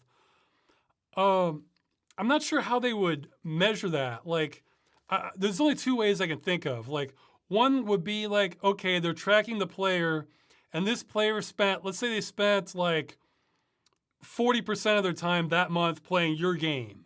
So, okay, we'll give you 40% of your cut of that $10. And I think that might come out to less. So that would, so it seems like that would be a loss. And I guess the other alternative is they just pay the company a flat fee for this many months to have it on their platform. And that's competitive with what they think they're gonna make with sales of just normal sales of the games during that time. However, if they're going and buying up major companies, well, that changes the rules of the game, because now it doesn't matter if they're making as much of a profit. They dictate the rules now. They can make that exclusive to Game Pass if they want, even if they're taking a loss, because they're trying to, they can, yeah, somebody's mentioned the short-term, long-term benefits. That's exactly what Microsoft's doing. They're thinking whatever hit we take financially now is gonna be worth it if we can, because you can't put a price on market share. Because if what we spend now gets us 10% more of the market, that's invaluable to us in the future. So they can kind of change the rules more and more where they don't have to be competitive, or they can afford to be competitive now and operate at a loss, and just try to get everybody on Game Pass. Like, make Game Pass a better and better and better deal until the point where, like, I guess look at what Steam is now to PC gaming, and imagine Game Pass being something like that in the future, or like what Netflix is to, like, or was previously. I guess there's more competition now to movie watching. So it's like, if they have that, like, this is a long game here. Like, or let's say, yeah, Netflix, let's say Game Pass is a great deal now. I've heard people say it is. They're probably right. Well, maybe in the future it becomes not such a great deal. But then if you want to leave it, oh, well, now the market's decimated. So that if you want to play a AAA title outside of Game Pass, your options are like a tenth of what they were previously. So I see this as a kind of an imminent threat for me, because if they're still selling the AAA games that you can just run standalone, then I guess it's not a big deal, but I don't trust them to stay there. So they're trying to usher in an era where all my legal arguments for games as a service do not apply to Game Pass, because then it really is a service. They're saying it's for a month at a time. You pay your $10 or whatever, and it applies to that month. That's totally above board legal. I have no legal argument against that. I want a preservation system, but then there's no legal precedent for that. I guess all we have then is the Dream software, if we can get that manifested. So I see this as a potentially big step towards that as a possible future, and I think that's awful. That's kind of what, it's hard to say. Like that's kind of like my threshold where I check out from gaming, is when I can't run things locally and just I have no ownership at all. I guess I make exceptions now with, again, like The Division or online only games, and I just kind of take it that grudgingly. But yeah, I got streaming is a cutoff point for me. I'm not going to become a streaming gamer. That's when I become a retro gamer, if things just go all streaming. But this is laying the foundation to implement a system like that. I don't know if they will, but I think they sure as hell want to. So yeah, I think it's an imminent threat in the long term. Yeah, okay, yeah, I guess that phrasing doesn't make sense. Imminent in the long term, but it's laying the foundation for that. So I see that level of consolidation as dangerous. For just game preservation and just being able to own a copy of the game. And the thing is, I'm not even obsessed with ownership so much as I'm obsessed with being able to play a game when I want to, that exists or has existed. If there was like some national institution where you couldn't own the games, but like it was just it was such an incredibly solid foundation that they would never let these games go extinct or something. And you could play them. It just you did have to log in. I might be all right with that, but companies have proven time and time again they have nothing like that. That's another thing. Okay, so that's the big thing I'm worried about with Microsoft, is they're going to use this as a wedge to bring in the real games as a service, and that there is no legal argument out of, and that just sounds like hell as far as gaming. Again, fine as an option. If it's convenient, it's a good deal, fine, but they never keep it there, I don't think. Yeah. Look at how much Microsoft cared about people with games for Windows Live. Yeah, that was their previous attempt. It's like, oh, this time's different, except we showed what we were trying to do with Xbox One, which sounded like 1984 for gaming. Not 1984, but for gaming, that sounded like 1984.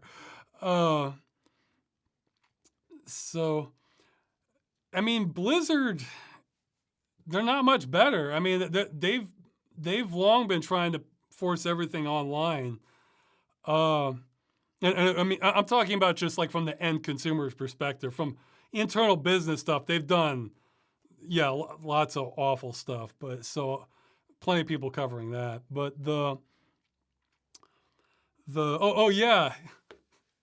okay. So here and here's on the very petty end of things that I could see as a potential positive. Okay, you know how Blizzard released Warcraft 3 Reforged, and that caused a lot of trouble with like the original Warcraft 3 running? I now can no longer run Warcraft 3 multiplayer. It is not possible, because I've gone through the whole troubleshooting chain. At first, it's a chore to even install it without owning if you don't own Warcraft 3 Reforged and just own Warcraft 3, you have to jump through some hoops to get to the installer. But then I run the installer, and I got this error message. And I looked up the error message, and it says that what you need to do is you need to tie your CD key to your account. Except I already did that, and I have proof I did that because I played with fans using that a few months earlier. And then if you go to their forums, they suggest just doing all these steps. And there's even like this long diatribe from somebody saying, I can't, this bugs me so much how it is possible to do this. It's just like, I'm so sick of people saying you can't do it. No, you can't. Like, it's, uh, but well, the only real reason I wanted, well, I mean, I might be interested in some multiplayer, but the big reason I wanted to was I wanted the widescreen support, and they didn't add that until like the later patches that like had to come in through the pipeline. So yeah, look, well, somebody's saying pirate Warcraft 3. Well, I mean, you can still run the single player on the should copy, but I think the latest patch doesn't get you widescreen support. Though there might have been a fan mod for it, so I don't know. Yeah, it's they're taking every possible measure to prevent you from using what you want to use without going into illegal territory. Well, no, see, that's the thing. That's the thing. We don't know if we're in illegal territory. It does the whole point behind games as a service video is that this stuff hasn't been tested. You know, if they're guaranteeing you, although it's a weaker argument because, oh yeah, no multiplayer and widescreen. Got to choose one. Yeah, well, it's okay. I'm not dying to play more Warcraft 3. I was just, I kind of wanted to mess around with it a little bit, but, yeah, Warcraft 3. I think that argument holds up for Warcraft 3 too because the multiplayer they sold you a product that was supposed to be capable of that perpetual license. However, it's a weaker case because you do have your full single player campaign, and if you bought the original copy, you can still play that. So that's why I try to hone in on the ones where there's just nothing there, like with Lawbreakers or Darkspore or stuff like that, where no, the game is dead. No one is playing anything. But it hasn't been tested in core. However, this Microsoft Game Pass, if they can make that the standard for gaming, that circumvents all. Then there are no legal arguments. You would have to literally create new laws. So it's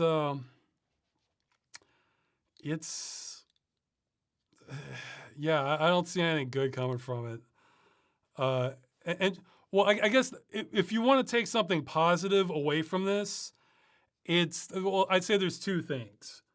One is for indie games, I think there's always going to be some good ones that exist outside this system where you have to log in to Microsoft in order to like use the system or play the game.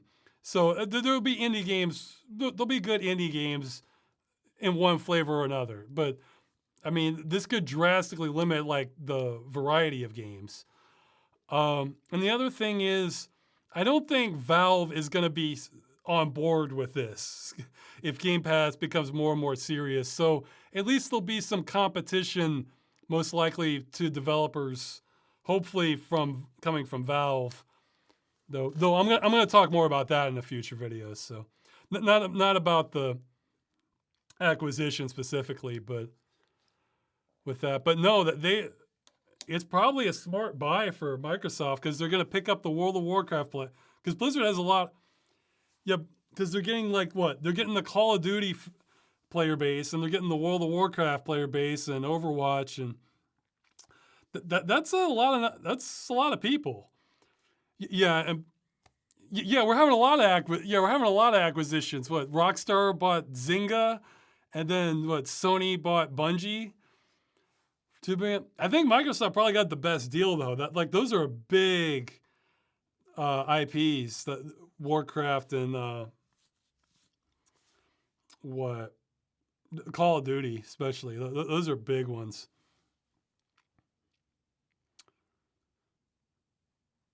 Yeah, somebody's saying Valve's not doing a thing. Well, yes and no. I think Valve likes a real passive style. Like Valve is like creating. Valve has an alternative to this that they're going to like keep working on. But you're right, they're not trying to like push it out and like trying to compete in the same sense. They Valve enjoyed a near monopoly for a long time, and they got a little soft, I think. I mean, hell, they still. I don't know what percentage of games are on Steam, but it's a lot. Okay, so oh yeah, more questions. Let's get more. Do any of your own mental states come through in the writing for Freeman's mind? Um, a little bit, like the like in the last episode, especially. Like I was kind of thinking if it's more like I'm putting myself. There's a couple things I'm doing with Freeman's mind. Like I'm putting myself in that situation, and I'm thinking about like, well, what would I try to do this? But then since it's Freeman, I also think, okay, what if I just wanted to be a real asshole? What would I do? And then I just kind of lean into that and like, okay, what if I was an egomaniac? Would I be like trying to do, and then like try to boost more of that in that direction? So that, but I mean, like being nervous about the combine after that helicopter sequence, yeah, I think that would come through for me. I think the mental states I would be extremely survival focused. I think that part's the same as for me as I put in eject into Freeman. It's like we're having a lot of crises. How are we going to deal with this? So letting his mind wander about that and just continually coming back to that's definitely something I think where my mind would be. Yeah, like when he gets to Black Mesa East, he's wanting to check the cameras, where are the exits. Like he was kind of hoping this could be like a bastion of safety, but it didn't really. He realized pretty rapidly this isn't going to work out because they're following him the entire time. Yeah, like how to get rid of the people following you. My mind would definitely be in that direction. Let's see. I mean, I might not agonize as much over it, and just like I can kind of put like in real rough situations. It's almost like my brain switches into what I call like military mode, where it's just like I just focus on the goal and to like just try to like have like a laser focus on like what's going to get us to that goal, what's a priority, what can wait, that sort of thing. I, yeah, my wife even said like my wife saw that when we were moving because our to this apartment when because our timetable was a little tight. And she said it was almost like I was a different person because I'm not being outright mean, but I'm just like well, as like militant. It's just like not goofing around, not focusing on like how you feel about the situation. We just need to get the job done. Like just extremely goal oriented. Like I can switch into that if the stakes like really rise. I mean, even making the videos, like I try to like think about how it should be with this and like would it be better this way or this way? Whereas like in militant mode, it's like no, we need a solution. We need it right now. Will this work? Does this work in the time allocate? Okay, fine, we're doing it. Let's go, go, go. So it's like that. I have I don't even know where that comes from. Like neither of my parents are particularly like that. But I mean, they can. Well, I guess not to the extent I am. I guess that they can get like that if a situation's real serious. I think a lot of people can. I think a lot of people can be like that. Yeah, when the saying when the going gets tough, the tough get going. It's kind of like that. For Freeman, what else? I mean, because I like to have Freeman focus on all kinds of petty things. I don't think I would in that situation. That's more for just like, this is just kind of fun to mess around with. And again, the self aggrandized. I don't even know how to say that. aggrandizing aspect of him. That's just there for his personality. That's not where my mind goes. I'm way more on goals I'm trying to accomplish. For me, if I look like an idiot but I accomplish a goal I care about, that's a win. For in my mind. Uh, let's see. I'm trying to think of other things for Freeman. I guess I guess. Well, sometimes he's okay. I usually I'm not like this unless I'm really stressed. But there are times when like there's a real. This is similar to the militant mode I was talking about, where we're in a real situation and like the NPCs are kind of taking a lackadaisical approach, and then he just starts screaming at them or roaring, and it's just like, no, let's go right now. Like if you can see that the person is just in la la land and the situation is really serious, yeah, I can get real aggressive. Those are times I can get quite aggressive, but let's see. But yeah, I'd say those elements of it, or another element of my personality that's in there is kind of taking. This is sort of the dark comedy aspect of it, where he'll sometimes look at something that's like, well, I do this in the other videos besides Freeman's Mind.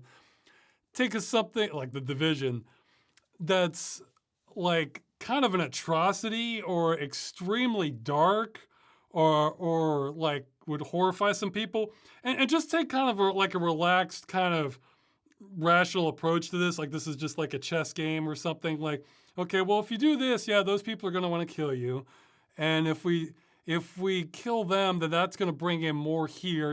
It's just like you're having these kind of these casual detached thought experiments about stuff that just sounds horrific. It's a dark comedy thing. It's not that I'm like some sort of psychopath or anything, but it's just I appreciate dark comedy. Like I'm a huge fan of A Modest Proposal. That's one of the old school dark comedy approaches. So yeah, it's that sort of mentality. Let's see. Okay, some more questions. Oh yeah. What's the longest you had to work to get a game running? I'm not 100% sure because I probably repressed the memories of it. But I have some candidates here. I wrote, well, for Game Dungeon, Armed and Delirious was really up there. Because would it run all the way on XP? Would it run at 98? Got it running finally in 95. Had blue screens. I remember that one was a challenge. Revenant was really wonky too. That one. That was another one that it took a lot of hoops to jump through. And Polaris Snowcross, because I never got that running with anti-aliasing, though a fan emailed me. There's apparently another release version where they had a different publisher or something. I think like the one I have is Infogrames and the other one's like Wanadu. And that version appears to be the exact same game except for the logo, and it works on Windows 10 and everything. I'll mention that in a follow-up. So, let's see. I'm trying to think of other ones. But here's something you might appreciate. I mentioned like 2 years ago, I went through this kind of abandonware spree.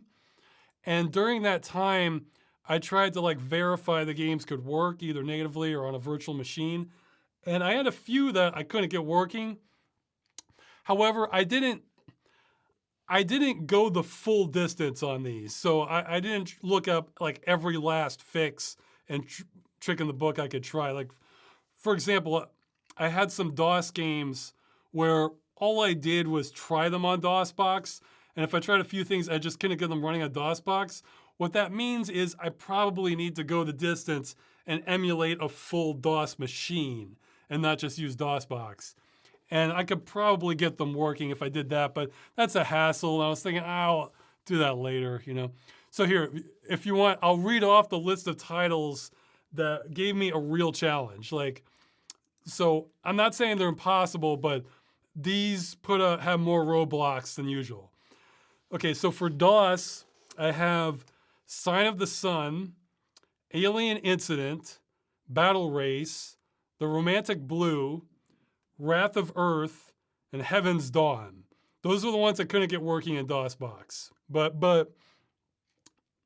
there probably are possible.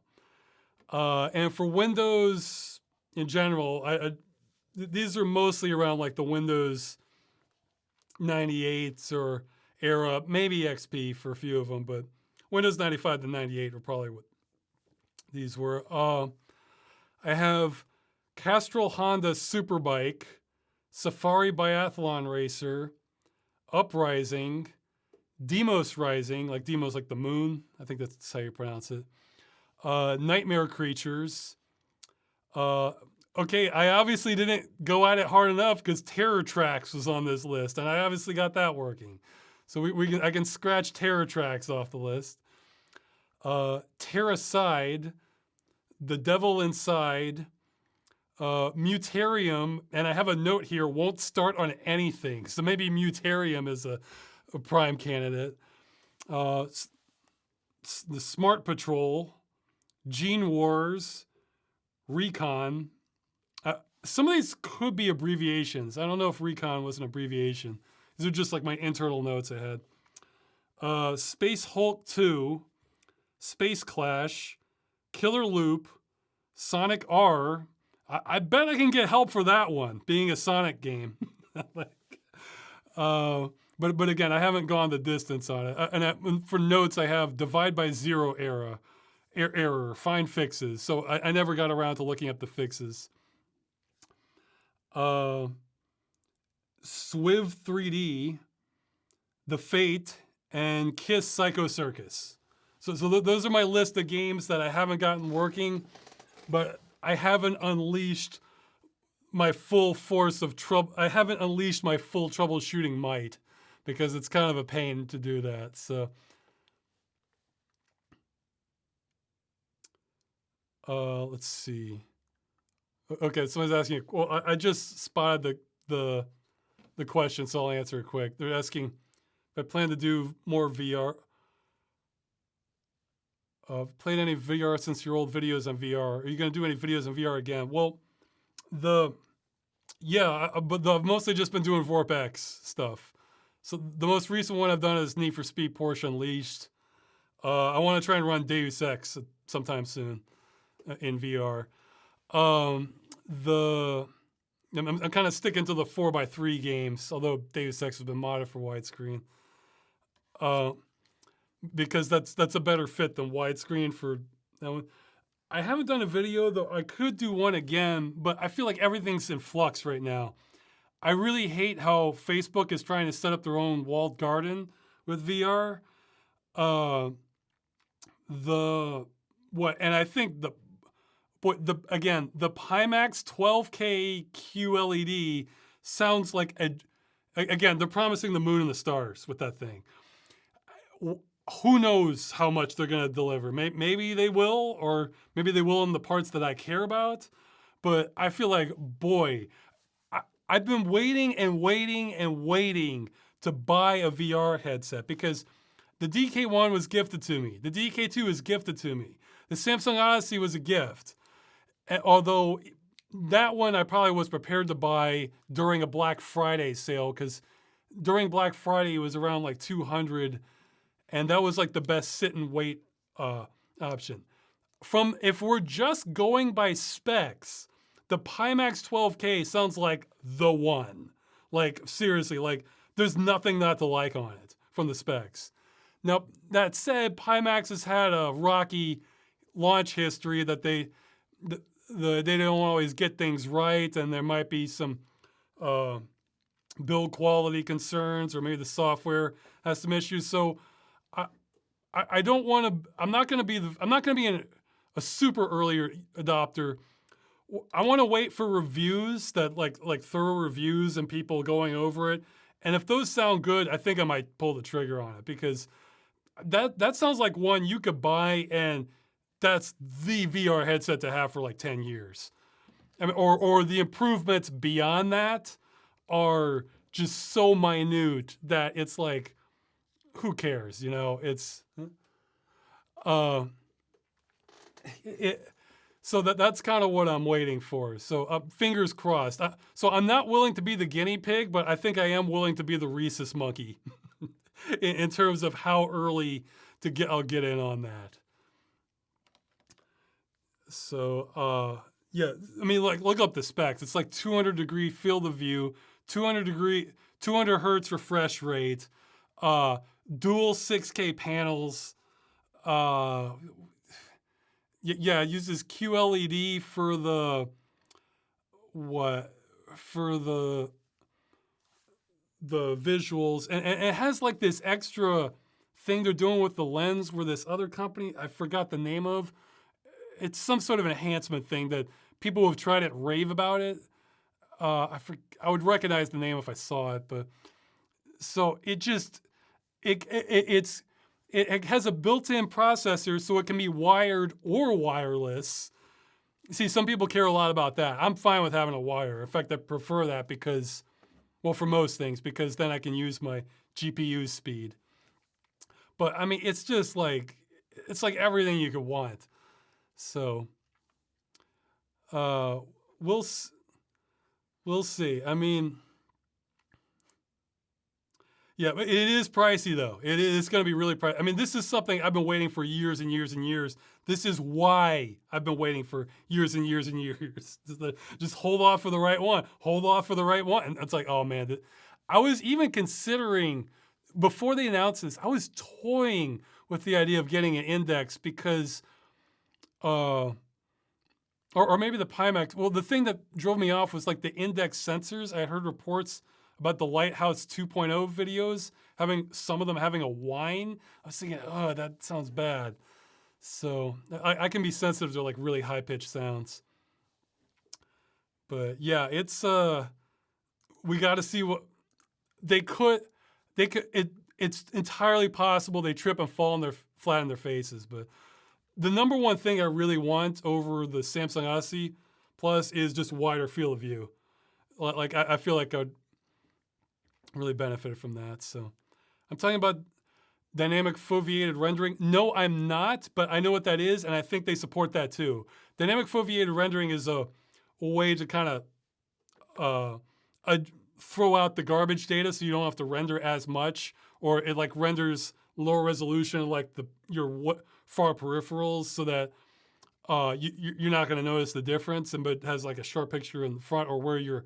Oh yeah, it has like automated like eye tracking, I think, in this thing. Again, they're promising everything in this thing, so it certainly gets me hyped. I mean, it's like, man, I mean, so yeah, it's okay. Well, okay, let me get more of the submitted questions first, and I'll get into that. But yeah, so I kind of want to see how that plays out, because if that really is the one, then it's not going to be an economical option, unfortunately, but it's something that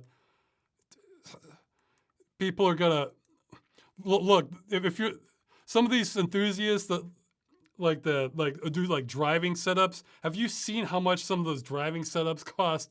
It'll be up their alley. I want this product to do well if it is good. So, because this is going to be like my portal into worlds.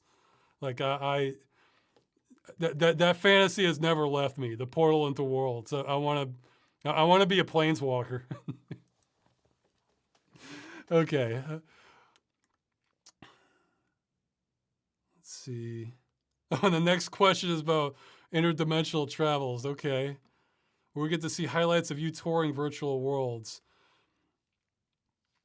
Maybe, but it's like, I'm not I have to feel like, okay, hey, tell you what, let's see how the editing help goes. If I get really good editing help, that opens up the doors for more, what I would call like, I'm not not exactly lower effort, but more. I, I guess I'm not sure what the word I want here is. It's like at the top of my pyramid is the movie. You're gonna watch that, and I think it'll be awesome if you're like into comedy and adventure, and you're gonna have a great. My plan is you're gonna have a great time if you watch that. Maybe want to rewatch it or like see different scenes again, and just kind of get your mind thinking about like and like below that would be like kind of original shorts where like civil protection or stuff where you have like maybe like a funny storyline, maybe something original, and then below that I have stuff like Game Dungeon, where it's kind of like an experience, where you're going through in the game. It takes us to different places. This is the sort of video where I might be all right with making it, but it's just sort of like a that's interesting kind of video. Whereas it's not. Whereas I think for like the movie, if I deliver it the way I envision it, like I think people would be kind of like, let's say I had a premiere, people might be interested in like the countdown when that drops. Whereas something like this, it could be like, oh, that's interesting. I might watch it, or click off to something else. I don't mind doing that if I have like a lot more help, but I don't want that to be the main thing for the channel. So even though that would probably make earn a lot more money, it's just I have to make them. I meant it when I said I have to make the movie, guys. I wasn't. I mean, I wasn't joking. So that's what I spent. That's what my plan. That's where I plan to spend most of my working time on it this year. I mean, not all of it. I want to keep some stuff going, but I'm going to be dumping months into it this year. So, okay.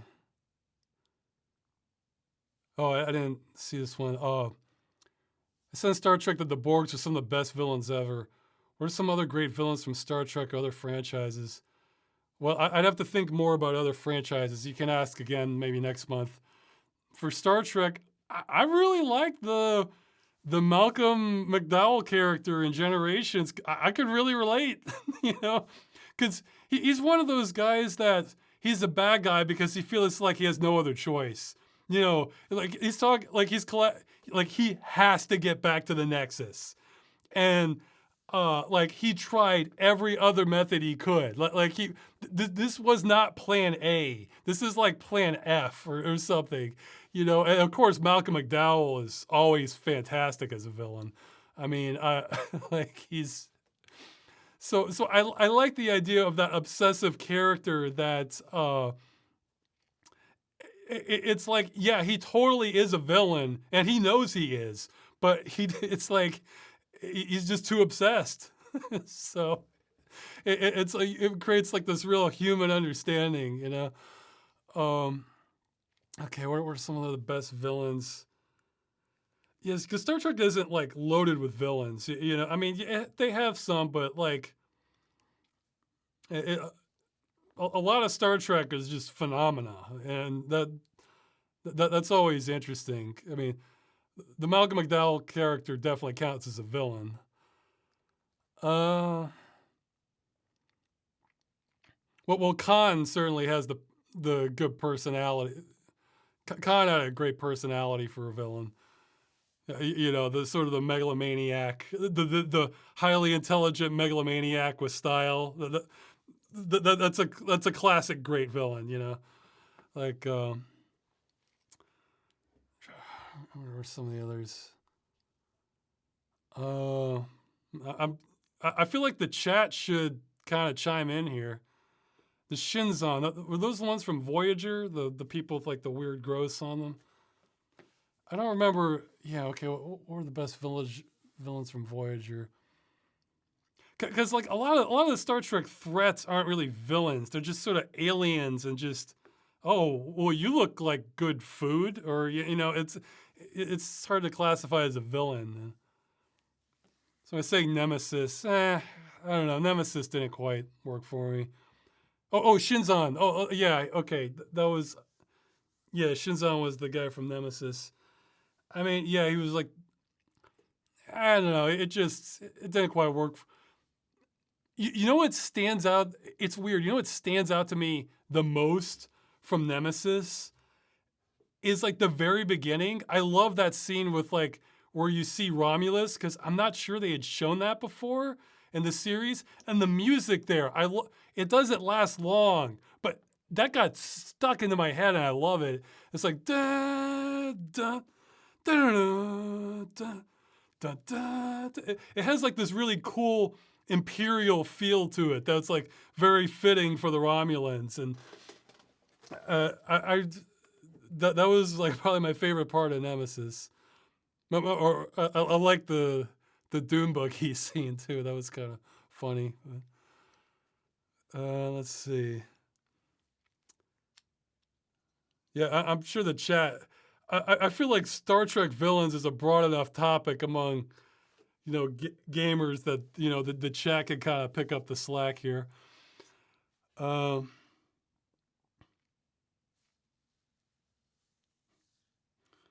so we're saying this. I missed something in the chat, but I'm intrigued by what I read. Sounds like you'd be a good candidate to get all the green medals in Trackmania Canyon. Yeah, if you're a really obsessive compulsive type, that'll. If you're a perfectionist and you enjoy the process of perfection, then yeah. See, I can be a perfectionist on some things, or I mean, I eventually cave, but I don't really enjoy it. It's more like I feel like, well, come on, I can see how it can be better. It's like, well, we have to do it better, you know. But for games, it's like, man, I don't care. I want to have fun. So, okay, more questions. Here, let me check what time it is. Okay, well, far longer than I thought, but longer than I hoped. But let's see.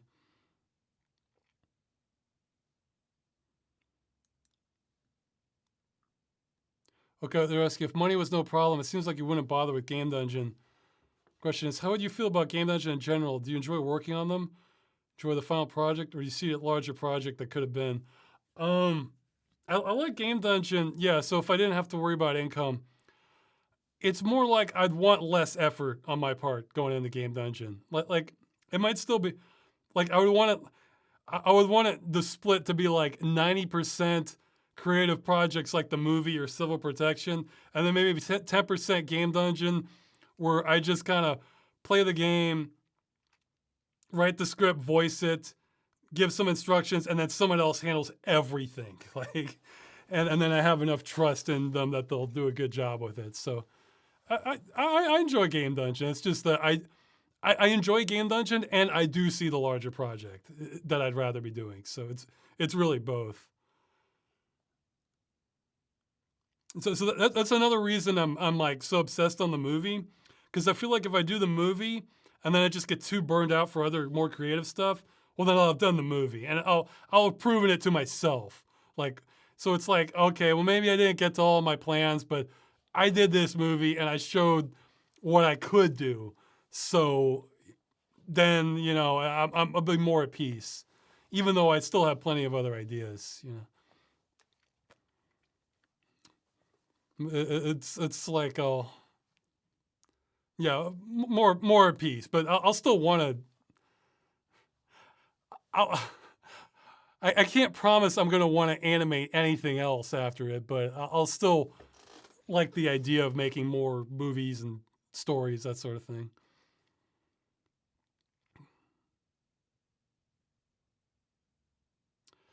Um, have you had to re-record lines for a video because you kept laughing while saying them? Very rarely, but yes, that has happened. Like, actually, in the last Freeman's Mind episode, the part that killed me was like, your dad just killed us. Like, I read this, I was like, no, you could tell me just starting to laugh. Because that part just, that part just cracked me up for some reason. And Eli's like, well, I'll see. Let me see if I can get the door. Like, it's just, he's just kind of sort of being like a little bit like an out to lunch old person, I mean, I'm trying to think of another line that really got me. Yeah, it's very rare. I have the ability much that's much more of a problem in the past when I've been doing civil protection with the voice actors for that, because they'll break at the drop of a hat. So I almost have to like go out of my way to like not make it too funny. I mean not the dialogue, but like the lead up to it, like not give them too much context or phrase the context in a way so that's not as funny. So uh the jeez, I know there was another one a few months ago that got me. It, it might have been with Freeman's Mind. But I have the ability to suppress the laughter impulse for a short period. Like I can maybe keep it up for a minute where it's just almost like a switch in my brain. I switch it on. As soon as it's done, I'll laugh. But uh, there's a great example of that in I think I might have mentioned this before, in American Pie. I think it's two, with Stifler, Sean William Scott, the actor playing him. There was an outtake where he's talking to this blow up sex doll, and he's having a long conversation with it. And then like he pretends to have like the doll slap him, and it's like, what? It's like half fun. It's almost like he's in like a psychosis almost. And they ended up having to throw out the shoot because like the staff, like the filming crew filming up, just couldn't stop laughing. And then as soon as the director says, guys, you can't laugh, as soon as he says that, then you see the actor just break out laughing. Like he kept it together while he was doing that. And it was hilarious. I'll see if that clip may not even be on YouTube. But yeah, it was hilarious in that. And actually, I mentioned it in Terror Tracks, Range 15. I saw an outtake where one of the actors is having a standoff with the Vandenham, and the thing is, the actor wasn't even saying anything. That part is on YouTube. I'll link to that. And Vandenham starts saying something like, I'm trying to keep it slow because not all the lights on are upstairs.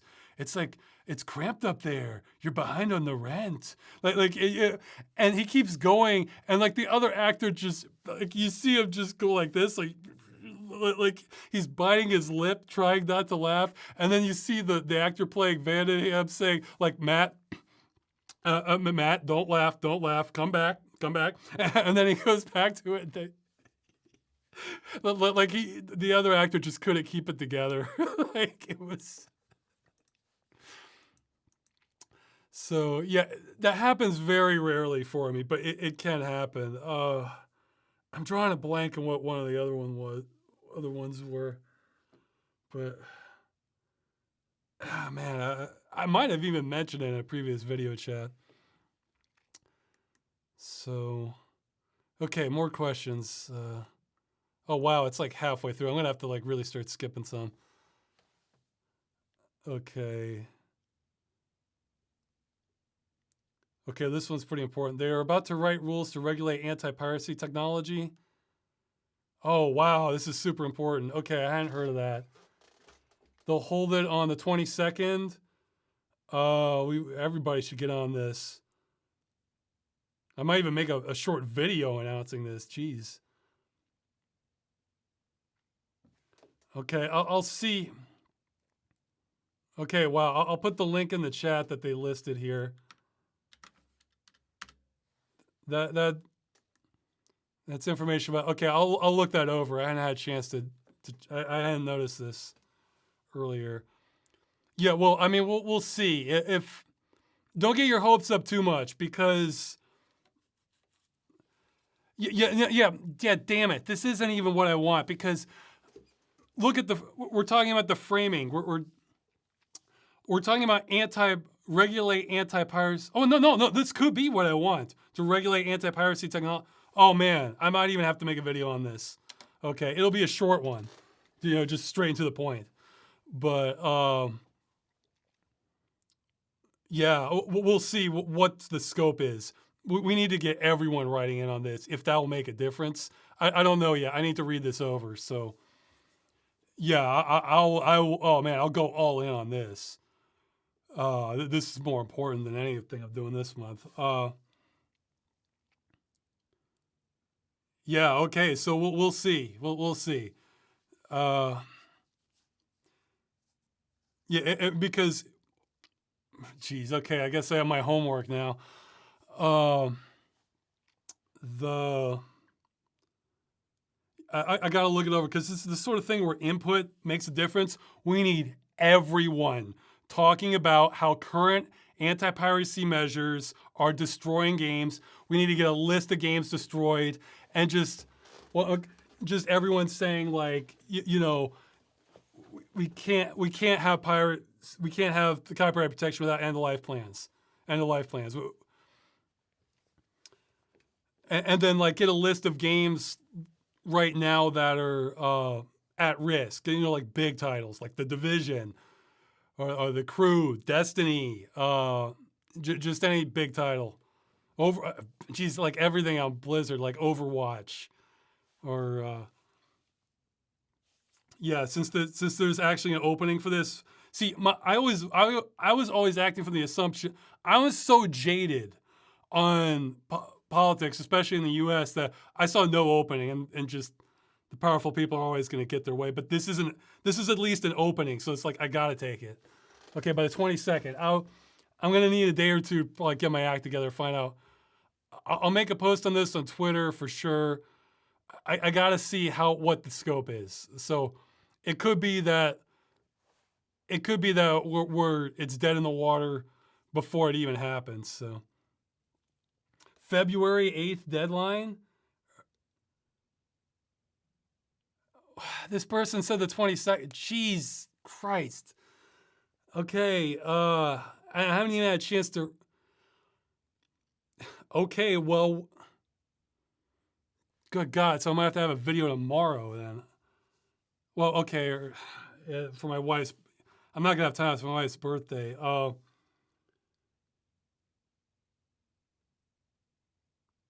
Okay, I'll try and put this on Twitter tonight and make a.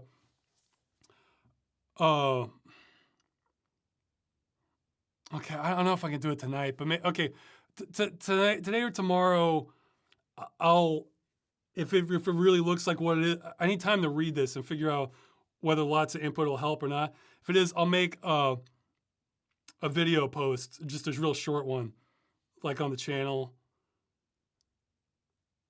Jesus Christ! All right.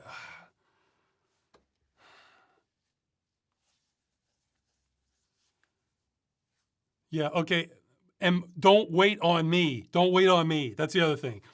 And anybody, if you have time to read over this, and it does seem the sort of thing like yeah, in fact, maybe you guys can help me out here.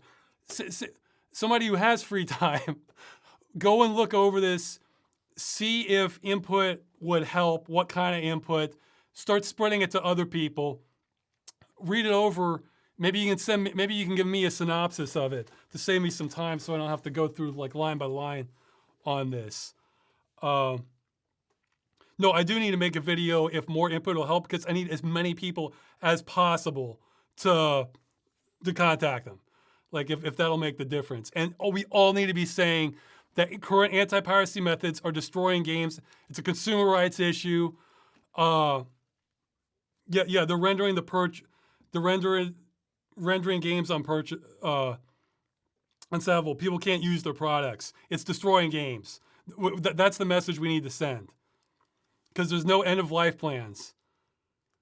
And I mentioned that they're being sold under perpetual licenses, and they're backdooring it. They're not honoring it.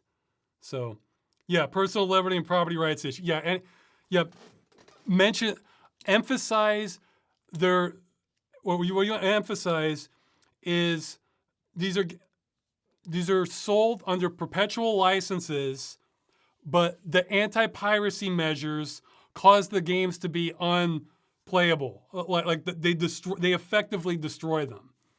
So that it's, and this has, yeah. So I'll try and keep it as simple as possible. Simple is better. So just stick with that, and focus on games. Don't bring up games that have monthly fees because there's no legal thing here like World of Warcraft. Let's hone in on anything that doesn't have a monthly fee and it's online only. Inoperable. Okay, yeah. So somebody says they'd use inoperable rather than unplayable.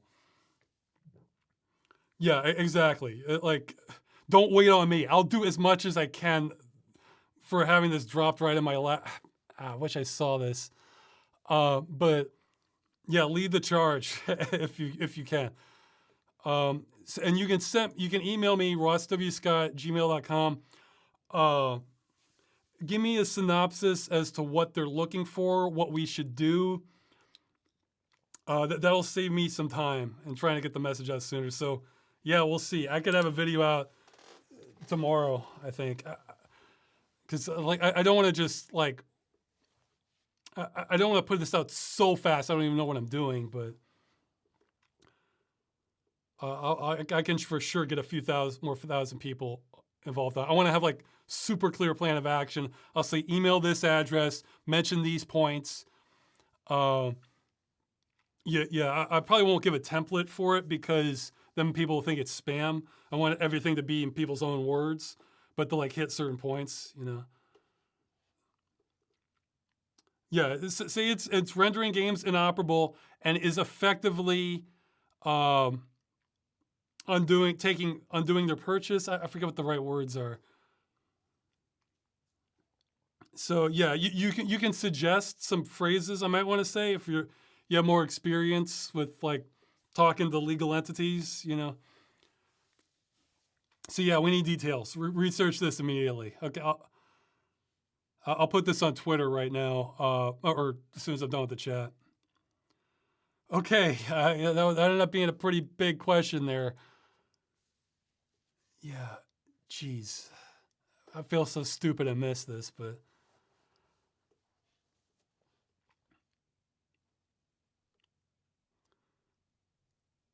Okay, so this makes the other questions I almost want to stop here, but all right. There's some more questions. Jeez, I feel so stupid I missed this. Okay, and then here's an example of internet telephone game. The last time you said you were planning on getting into Final Fantasy 14. He's asking if I'd be interested in streaming it. No, that's not what I said. I said my wife is getting very interested in Final Fantasy 14. I don't think I could see myself playing a game long term that has a monthly fee. That's just not how my brain goes. My brain works. I have not seen Slako, or else I don't recognize the name. So he's asking about that. Let's see if I recognize this. I think I saw an article about this. Let's see, images.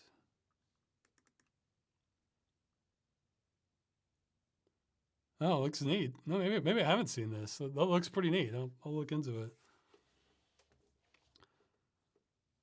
Okay, well, I'm gonna skip some more questions. Let's see.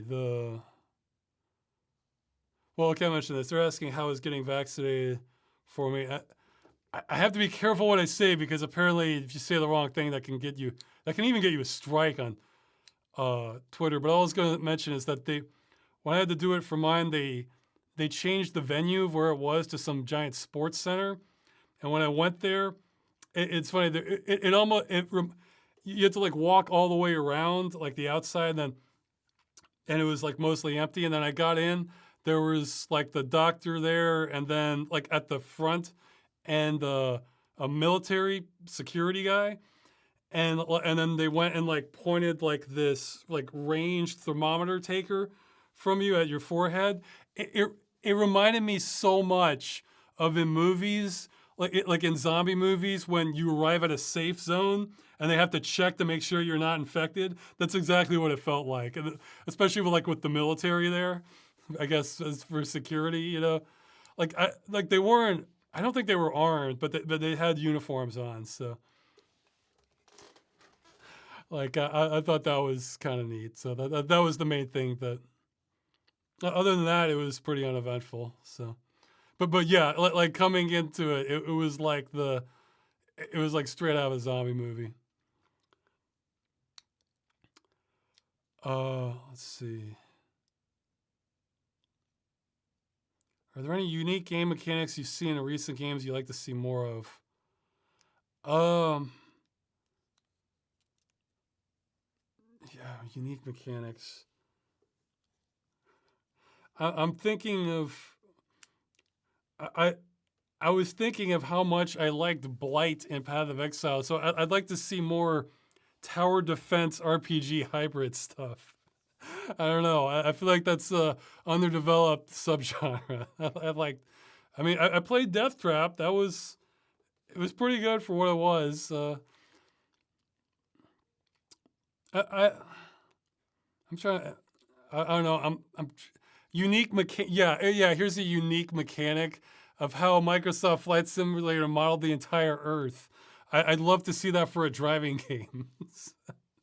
That's kind of a tall order, though. Uh, this one's kind of farther down. I think it would need more votes next time for me to figure it out. Did I finish watching Star Trek? What are your favorite episodes, characters? I've seen all of the original series, Next Generation, and Voyager. Favorite episodes? I think my favorite one from the original is that one where they go down to the planet and there's like these mana things on the walls, and then one of them attacks Spock. Uh, trying to I mean, I like the. I'm trying to think of. I'm probably just forgetting episodes. I'd have to look at a best episode. Next Generation has a lot of good ones. The best of both worlds is probably my favorite, and Q Who for the first Borg encounter. I like the one where people are disappearing slowly from the ship. I like the one where there's like a mystery where they're trying to figure out what happened to something's off. It seems like time's missing from the logs, and they're trying to figure out what happened. That one's great. I don't know, I have to think some more, like a list. But in general, the ones I like are the really mysterious phenomena ones.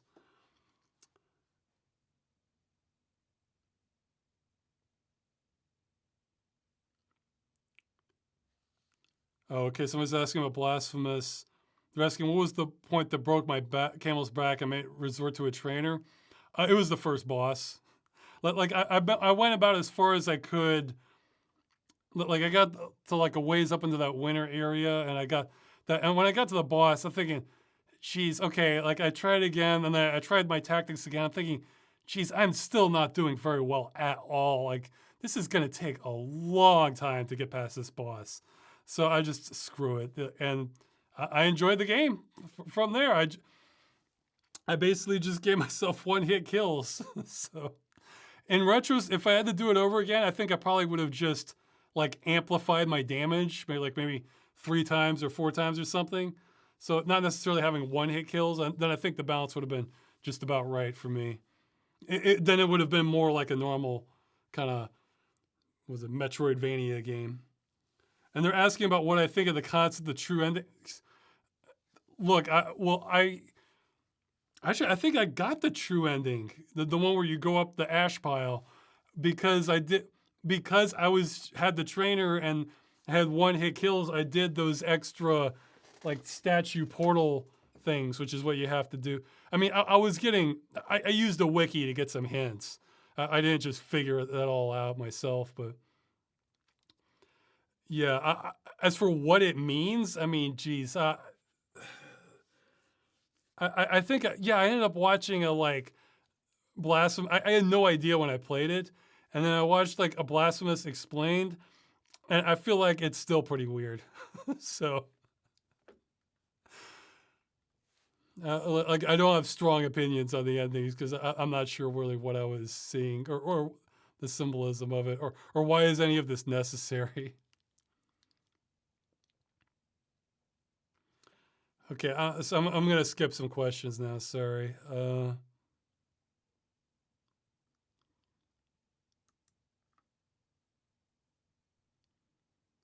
Oh, are you going to enable more subtitle file types to be submitted to the forums because they can support color and positioning, such as VTT, SMI, and YTT files? Their correct usage will allow for more intuitive reading experiences. I guess I'm all right with that if YouTube supports it. I think I remember, in the old days, I remember that could cause more problems, but maybe it's more standardized now. That sounds like a question for Daniel in the forums under subtitles. So maybe message him under the forums. If it's okay with him, it's okay with me.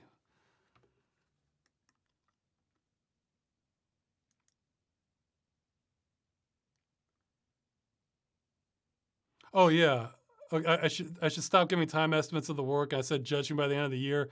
Yeah, and I screwed it up. Yeah, last time. Although I noticed one of the comments was calling me out on that, and then I explained myself, and then it from like 0 to 60, it turned into a pure troll comment. So, but yeah, you're right. I probably should stop giving time estimates, especially when things like this happen with the having need to contact the copyright office. Oh yeah, I have heard about the Siberian mayhem for Serious Sam. I'm really looking forward to it. Uh, yeah, but I want to get more work done farther along with the work before I do it.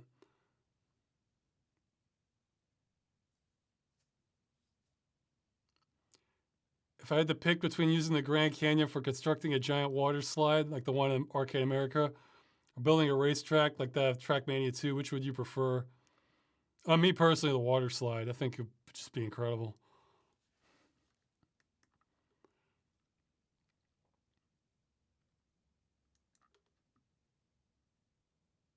Ross, for the second follow-up, use an updated awesome Curse Farms and end card.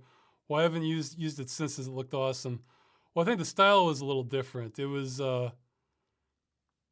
yeah. I mean, I guess I could do it, but I've really been meaning to update the logo for 4K just since forever, but it's a lot of lines.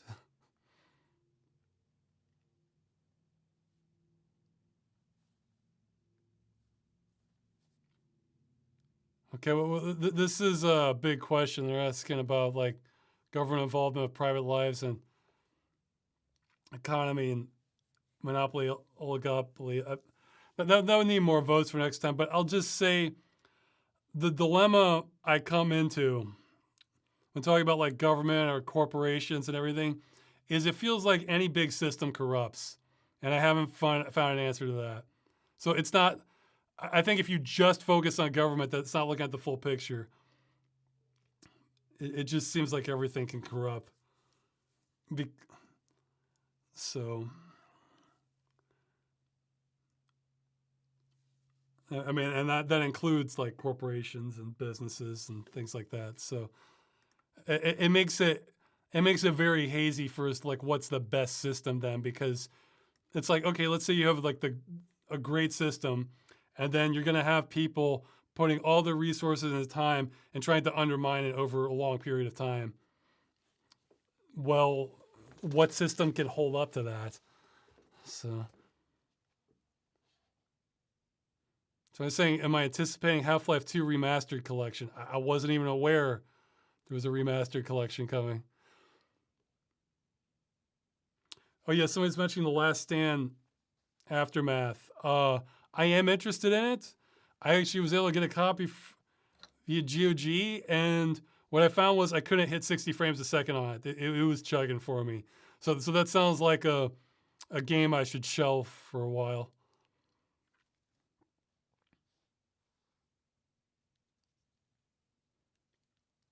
Uh, Okay, sorry. I'm gonna skip more questions. Let's see. Like if it's like if I think it's like a really great topic or I have a good answer, I'll go for it. But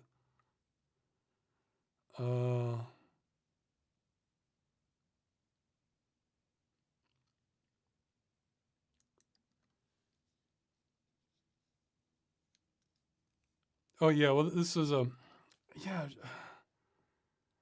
Okay. So it's saying Ubisoft's battle royale game Hyperscape is shuttering its servers on April, and it's already been delisted from digital storefronts only 1.5 years after release. Is that the fastest the game has been released and delisted from storefronts? Oh, for delisted, I don't know. I don't. I have no idea for delisted what the fastest. For permanent shutdowns, the fastest. I forgot the name of it, but I mentioned it in the Games as a Service video. It was a sequel. It was like some battle royale game too, and it lasted like a week. The chat will probably remember what the title is. And the second fastest that I know of, I think it might have been Lawbreakers. I think that one was, yeah, the Culling 2. I think that sounds like it. So I think the Culling 2 holds the record. Lawbreakers, I think, was a year. I think there might have been some that could have been faster than that, but they were like early access and then they refunded it to everybody. So that's like a little different. Like if it was never like really published, then and if they're refunding the money, then I mean, yeah, I'm not happy about seeing creative stuff destroyed, but it's like there's much more of an effort to try and make right by the audience, at least by the fans. Then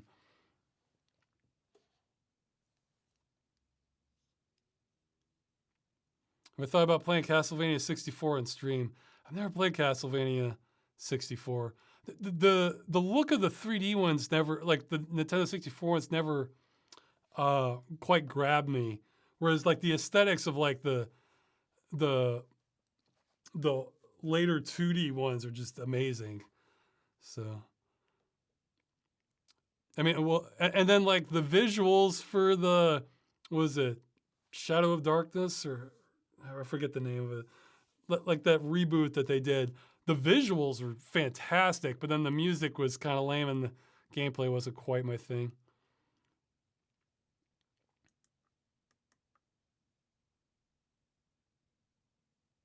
Okay, sorry, skipping more questions.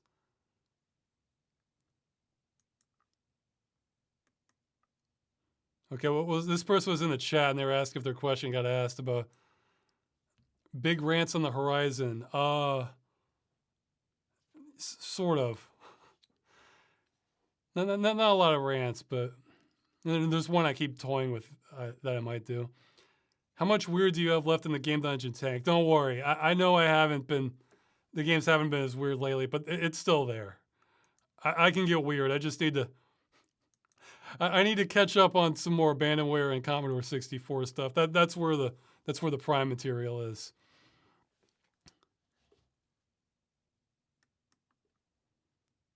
Okay.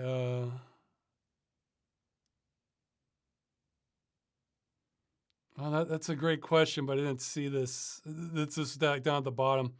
They're asking, but some of your best gaming experiences of 2021. I really enjoyed Serious Sam 4. I enjoyed Hunt Down. What else? I'm trying to think of like the stuff that was just like, I loved it. There were a lot of games that I played that were just kind of okay, you know?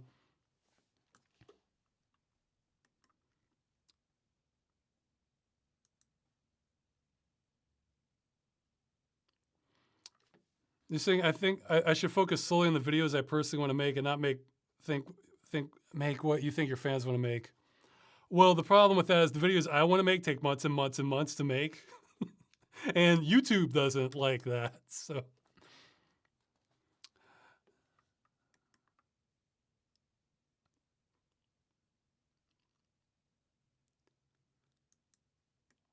what are your thoughts on Dungeons and Dragons? I mean, it's okay as a social thing. I really don't enjoy the turn-based combat. I think the lore can be pretty interesting.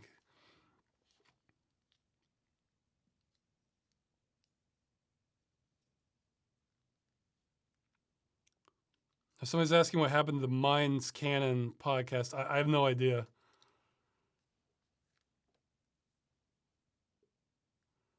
Have I heard of Xenoblade Chronicles? Yeah, I've heard of it, but I never played it.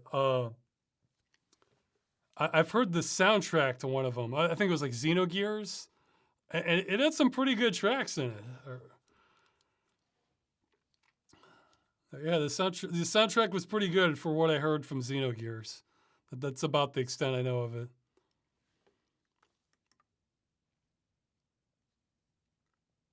Okay, look at more questions. What was the last game you were massively hyped for only to be crushed? The last one I was like massively hyped for, I think, was probably BioShock. Because look, there's an old video, maybe somebody can dig it up, where this was like an old preview thing where like the game developer was talking about it. And like I wasn't that on board since I wasn't that crazy about like that time period art style. And by the end of it, they kind of won me over because they were talking about like how you're going to be able to influence like how the society forms and like they had like all these they're talking about all these inner dynamics between like the different characters and and like different people in the facility. I'm thinking like, oh, it sounds like they're making like this extensive like FPS RPG hybrid inside like this underwater setting, and like by the end of it, it's like, yeah, this is actually sounding pretty much more interesting than I thought. And maybe somebody can find that like original promo video. This was way back.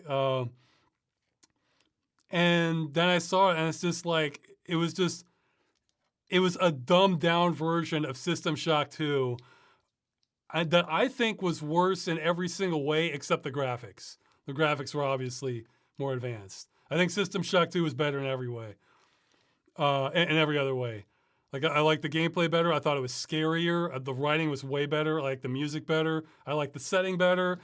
Although I say this though with a caveat that I used the config cheats where your weapons didn't degrade and it cut down on the respawning. So I used those little helper things. So I just liked it a lot better, and it didn't really feel like its own thing to me. It just felt like, okay, let's just copy System Shock and a difference. It felt like its own thing as much as like the Far Cry sequels are their own thing. You know, that's what, like, oh, let's defeat these guys and like have, it's like that. So that was because that was the last one that I really got like kind of hyped up for. I'm like, and they had a TV trailer that's awesome too, where they're playing, was it, I think, Beyond the Sea, and like it was like a CGI trailer, I think, and you see it from the perspective of the protagonist, and he's going up against one of the big daddies, and he's like flinging him, and like it's awesome, like the trailer. So they did a great job marketing it. And because most of the fan base had never played System Shock 2, they thought it was the best thing since sliced bread. And then I get to feel like I'm just like a complete outsider again. Because although I had two people I know who played BioShock first. They thought it was great. And then they played System Shock 2. And then they thought System Shock 2 was better. So there's something to it. Yeah, it just, so, and Supreme Commander 2 was a big disappointment also. That was another one where like I played that like, this is amazing. Like, what are they going to do in the sequel? It's like, oh, we have less units and the battlefield isn't as big, and but those, so we dumbed down the entire strength of the game. Like, okay, that's nice, you know. It was let's see.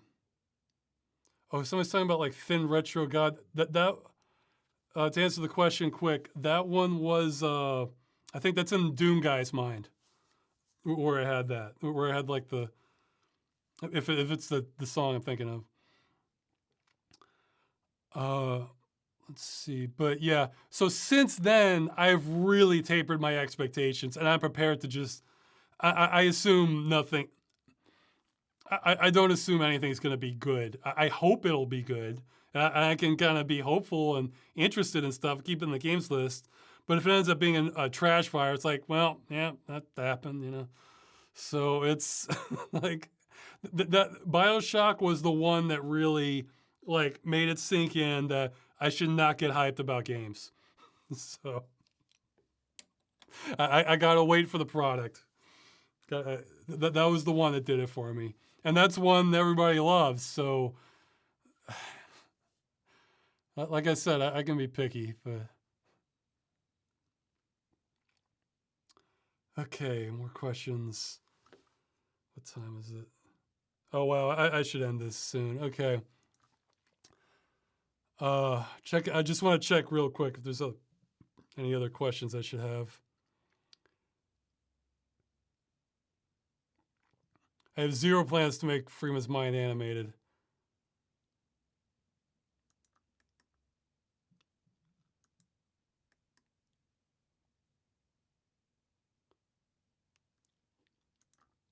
My wife is interested in video games, and we talked. They're asking like how we met, details. We talked over email at first. Yeah, it's kind of funny. She first asked. She first wanted to know what my horoscope sign was. And it's kind of funny. She actually didn't. I mentioned it the other day. She actually never even thought of it this way. But I thought it was funny because that's kind of like a stereotypical pickup line. You know, asking what's your sign. You know, so I thought, sure, I'll entertain that. You know, so it worked.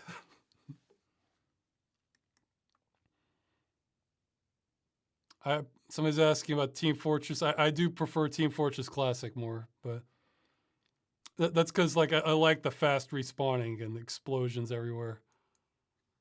Team Fortress 2 is slower than Team Fortress Classic.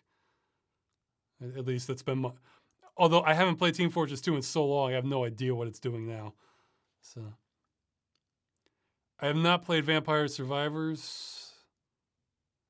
Do you know where to get the snipping tool for Windows 7? Windows 10 tool is bad? No, I'm not sure, but I'm sure you can find. I'm sure there's like a dozen utilities that do snipping screenshots competently. Let's pause here because I'm reading the questions here. We're trying to speed read them.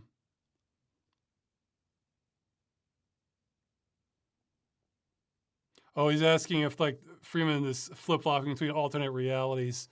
No, I'm just doing my thing and we'll see what happens. I'm not overthinking it. Okay, you can start asking questions in the chat. Use the @RossBroadcast tag. You don't have to do the equal signs this time because I don't have IRC up. And I'm reading these last questions. Do you believe it is likely that society as we know it will collapse by 2040, according to an MIT study from the 70s? Geez, I have no idea. What about a second Great Depression being imminent? That sounds very likely to me.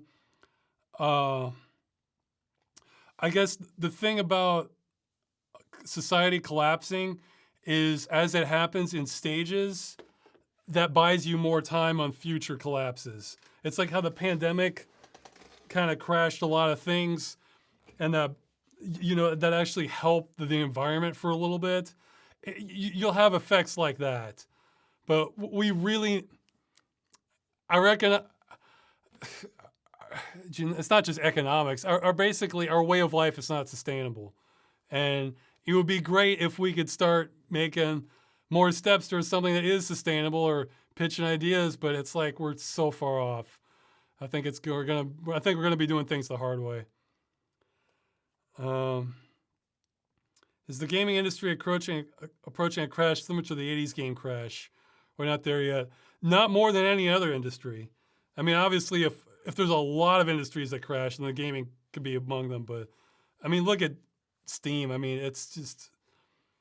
no, I don't think so.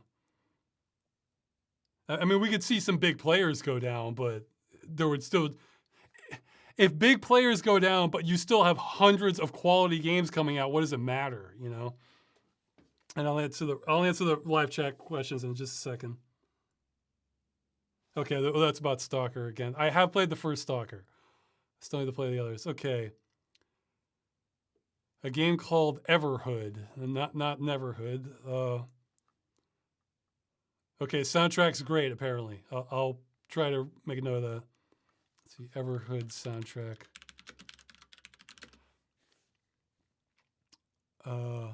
Ever watch Red Dwarf? I've only seen clips from it. It's one of those where I'm curious, but I'm wondering if it would be like too goofy for me, like overall.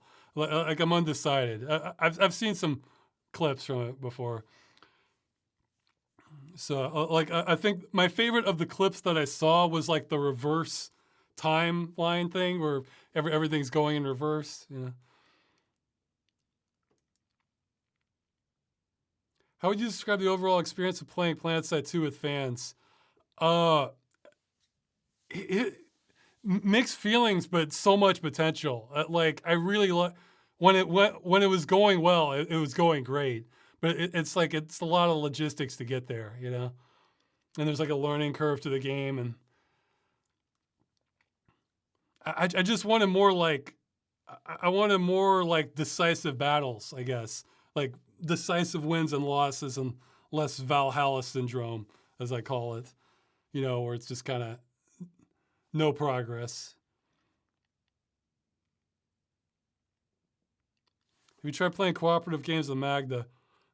No, but I'm open to the idea. It just depends on what she's in the mood for. She tends to stick to like, she's pickier about games than I am. So there's a lot of completed yet missing subtitles on the forums. Uh-oh. It's been pretty stagnant for the last 9 months or so. I think we can get an update on that. I'll email Daniel. I'll write this down.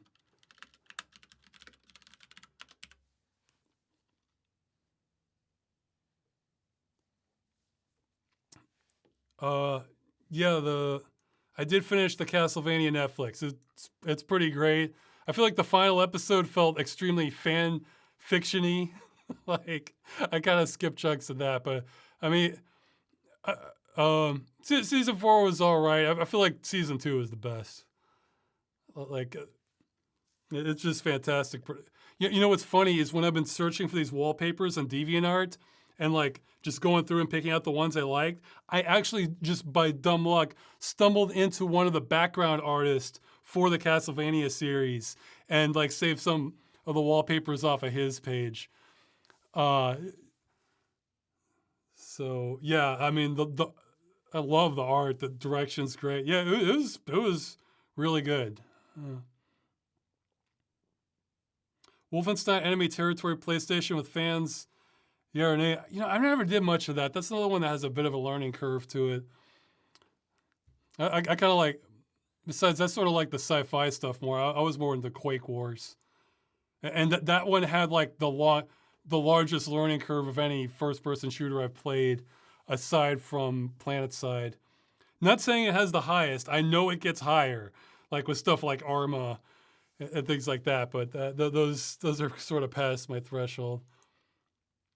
Although isn't there an Arma game involving like UFOs? See, I might make an exception for that because I might get drawn into it. Then I'll see. I think there might have been like an expansion or something for that.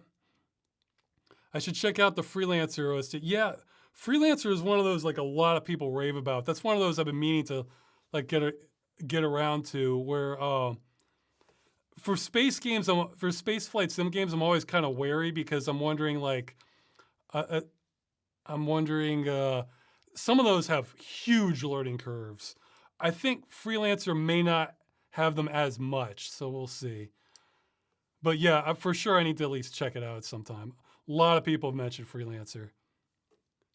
Have you heard about Foxhole Union? It's an MMO about war and logistics, and basically some people formed a union for one of the jobs there. No, I hadn't, but it sounds interesting. I like MMO stories. If especially like especially the ones where like chaos breaks out. Those are my favorites. So, have you wanted to do a Friday the 13th with fans for the month of October. I hadn't even thought of it. I can maybe do that sometime. I have not played Half-Life Alyx yet. For a couple reasons, but one of them is because I have a friend who played it, and he said it was amazing, and he says it's spoiled so much VR for him. So from my perspective, it's like he ate his dessert first. So I'm thinking, so that's another reason I'm starting at like these like 90s and 2000s games that I'm getting working in stereoscopic, because it's like, okay, well, I'll slowly work my way up to like the best stuff. So I'm in no hurry, you know. I'm afraid I don't have any book recommendations at the moment, but I'll let you know if I have one. I got a couple books for Christmas. Do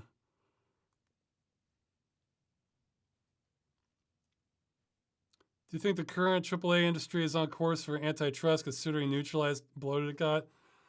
I wish, but I have so little expectations, because look at what Microsoft is doing between the OS and the games industry and like cloud services, and like they're not. I feel like antitrust is just. I feel like it's going nowhere. I mean, that's what I mean. Like the laws are on the books to have some serious. You know how happy it would make me if the Department of Justice took another look at Microsoft and says, all right, you're going to have to separate your operating system from your cloud services business because you have too much influence. You know how incredibly happy that would make me?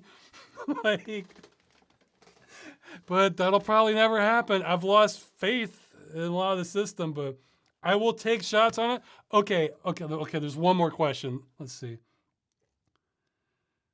Do you know any programs for easy, intuitive environment creation that's not too intensive? None off the top of my head, but that's a good question for the chat. Maybe chat can answer his question after I'm done here, or on YouTube you can put it in the comments. In the old days, it was Bryce 3D. I have no idea what it is now. Okay, so we need to end this chat that on that notice that the person listed for about the copyright notice that might be ending on the friggin' 8th. I forgot to copy the link. Okay, no, it's on the Reddit page. I can find it. So that's what everybody who's interested and thinks they can help. If you have like no attention span, don't worry about it. But if you're somebody who is willing to read through like documents about it, get on it like right now. Don't wait on me. I'm the cavalry coming. All right, you guys need to hold out. You guys need to like make the push immediately. Just you need to yeah, no, I will not lead you to victory. I'm the cavalry coming to support you. So you need to hold out until I can get there. So exactly, hold the line. So you need to lead the charge and just go on this. The thing to emphasize is current anti-piracy is destroying games. Give a couple examples. You don't have to get the full list. And just, again, Darkspore is a good one. Maybe Battleforge, because I think fans are trying to get back up. Maybe Evolve's another good one. Evolve is in a weird state. We want these. If Darkspore is one of the best, but I'm trying to check and maybe come up with some others. I'm trying to think of ones that have like Lawbreakers. That's another solid one. Lawbreakers is really good. Ones where the game friggin' died. No fan-made reverse engineered servers came up. So there's like no excuse. There's nothing. Yeah, Lawbreak. Evolve might technically be possible if you bought the original copy, I think. So I mentioned Anthem. Did Anthem, I don't know the details on Anthem. I'm blanking out here. Okay, so think about that. But the important thing is you only need one example would be plenty. Just say, and then maybe mention some modern titles that are online only. So Diablo 3. Okay, Diablo 3 is the PlayStation for PC. You can say, or some Overwatch. What are some other or that new one, Godfall. Just anything.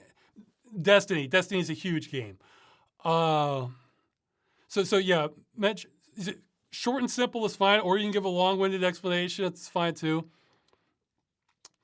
Yeah, the crew. Titanfall. That's a good one. Titanfall. and just say that current measures are literally destroying games and are consumer rights violations because we're being sold perpetual licenses. And like this would not be tolerated in any other industry. You figure out how to word it, but just go on this. Go. Okay, that's a good place to end this. Just do whatever you can. We got to do whatever we can on this. Surprise opening. I didn't think there were any openings on the U.S. front. That's why I wasn't energized about it. But this is at least an opening. All right, I'll see you.